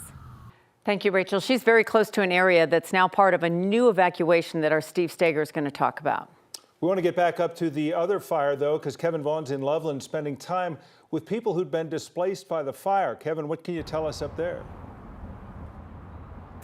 Tom and Kim, I can tell you that these folks are anxious. They are concerned about where this fire has burned today, and in particular, whether their homes are in serious danger. At Foundations Church in Loveland, supplies arrived throughout the day. Everything the people driven from their homes by a wildfire could need. Toiletries, snacks, water. But there was one thing there wasn't enough of. Answers for those fearing for their homes. Right there. People. This is County Road 27. Like Diana Archer. And that spot right in there is where my house is. The Alexander Mountain Fire's plumes of smoke, uncomfortably close. It's an eerie feeling when you walk away because you know as soon as you drive away, you can't go back until they say it's okay for you to go back. Archer and her dogs, Willow and Luca, spent the night at this shelter. And so we've always been on the list for an emergency evacuation shelter. Bob Mitchell is the church's chief operating officer. This is actually the first time that they've used us. Archer good work here. Is grateful. Good people. Still, the not knowing gnaws at her. When can she go back? Will everything be as she left it? Good, bad, or indifferent. I mean, it's my home. I don't have anywhere else to go. And I don't know what I would do. I just can't imagine. Now, this shelter was set up last night to hold about 75 people. They ended up having 42 people there, but we've talked about how much this fire has grown today, and as we pan around and look at the smoke plume, it shows the evidence of the fact that it has spread to the north and in other directions. And there have been a number of additional evacuation orders today that have come even in the last hour, so we know that shelter is going to need to hold more people tonight. Live in Loveland, Kevin Vaughn, 9 News. All right, Kevin, boy, that's a tough story for so many people having to deal with that. Absolutely. We want to get to our Steve Stager, who's been following all these evacuations. Excuse me, Steve, you have a new one in Lyons. And this one is incredibly important. This is the north part of Lyons. And it's kind of tough to see with all the red here. The red is the evacuation area, but you can see the town of Lyons right here. And to give you an idea of exactly where this is, Oscar Blues, where we just saw Rachel Krause kind of standing. She was on what appears to be the outside of the evacuation zone, but Oscar Blues appears to be on the inside of the evacuation zone. Just kind of the south part of this zone is US 36 as it rolls through town, Main Street in Lyons. And if you click on this, it'll tell you how they want folks to get out. They're telling people to evacuate east along Highway 66 or south on Highway 36. Part of the reason they want that is because they don't want folks heading up US 36 where things are going to start to get closed as we kind of zoom out the map here. And you can see the evacuation zone, which has expanded even since we last looked at it here. Yes, in the last minute or so, that it has added kind of this this western flank to the top here. So they're concerned about all sides of the Stone Canyon fire right now. But this is a big one. We'll zoom in one more time. If you are in the town of Lyons, this is a pretty populated area. They're telling folks to the north of US 36 with kind of Fifth Avenue as the boundary that they want you to be out of town right now. And that tweet actually said, the one that came out while you were talking says it's the shifting wind that has them concerned. You're talking more than 2,100 people that live in Lyons. Yeah, alone. it's certainly a bigger population center than they've been dealing with throughout the day in the Stone Canyon fire. Steve, thanks for the update. Fire agencies really have been warning everyone they need to be extra careful because of fire danger right now. Again, 2 wildfires. Weather is a huge part of this. Our Weather Impact Chief Meteorologist Kathy Sabin has the latest. Kathy? Tom, is all about the wind. We have an important wind forecast today. The winds have been relatively light out of the west and southwest, driving the smoke and flames kind of toward the northeast and the east, while the winds overnight will be shifting with the arrival of a dry front or a weak trough. The smoke is visible up and down the Front Range from the 2 fires, one north of Lyons and the other fire that is outside of the Loveland area. And at last check, Loveland was 97 degrees and Lyons was 101. And we have humidity values 5 to 9%. And when you look at radar and satellite combined, no moisture for the state. A few showers to the south. This is the trough that will come in as a wind shift around midnight. That's what fire managers are watching, that right there. That's what we're tracking, because the impact of that impending trough is going to be wind shifting coming in out of the north and northwest. And then you have this piece of the story. 98 degrees the high in Denver today, triple-digit highs out across the eastern plains. Humidity values, lower singles and lower teens today, tinder dry conditions. And the winds now, initially out of the west, 50 to 25, now a little bit of a shift out of the southwest, and then overnight tonight it's going to be north and northwest. An air quality alert is in effect. The air quality is poor for wildfire smoke, and a fire weather warning remains in effect and may be expanded this evening. I'll have the timing and impact of what that means for you coming up in just a bit. Just ahead, Corey Reppenhagen continues our coverage. We're looking at that new wildfire outside of Lyons. It appears to have already damaged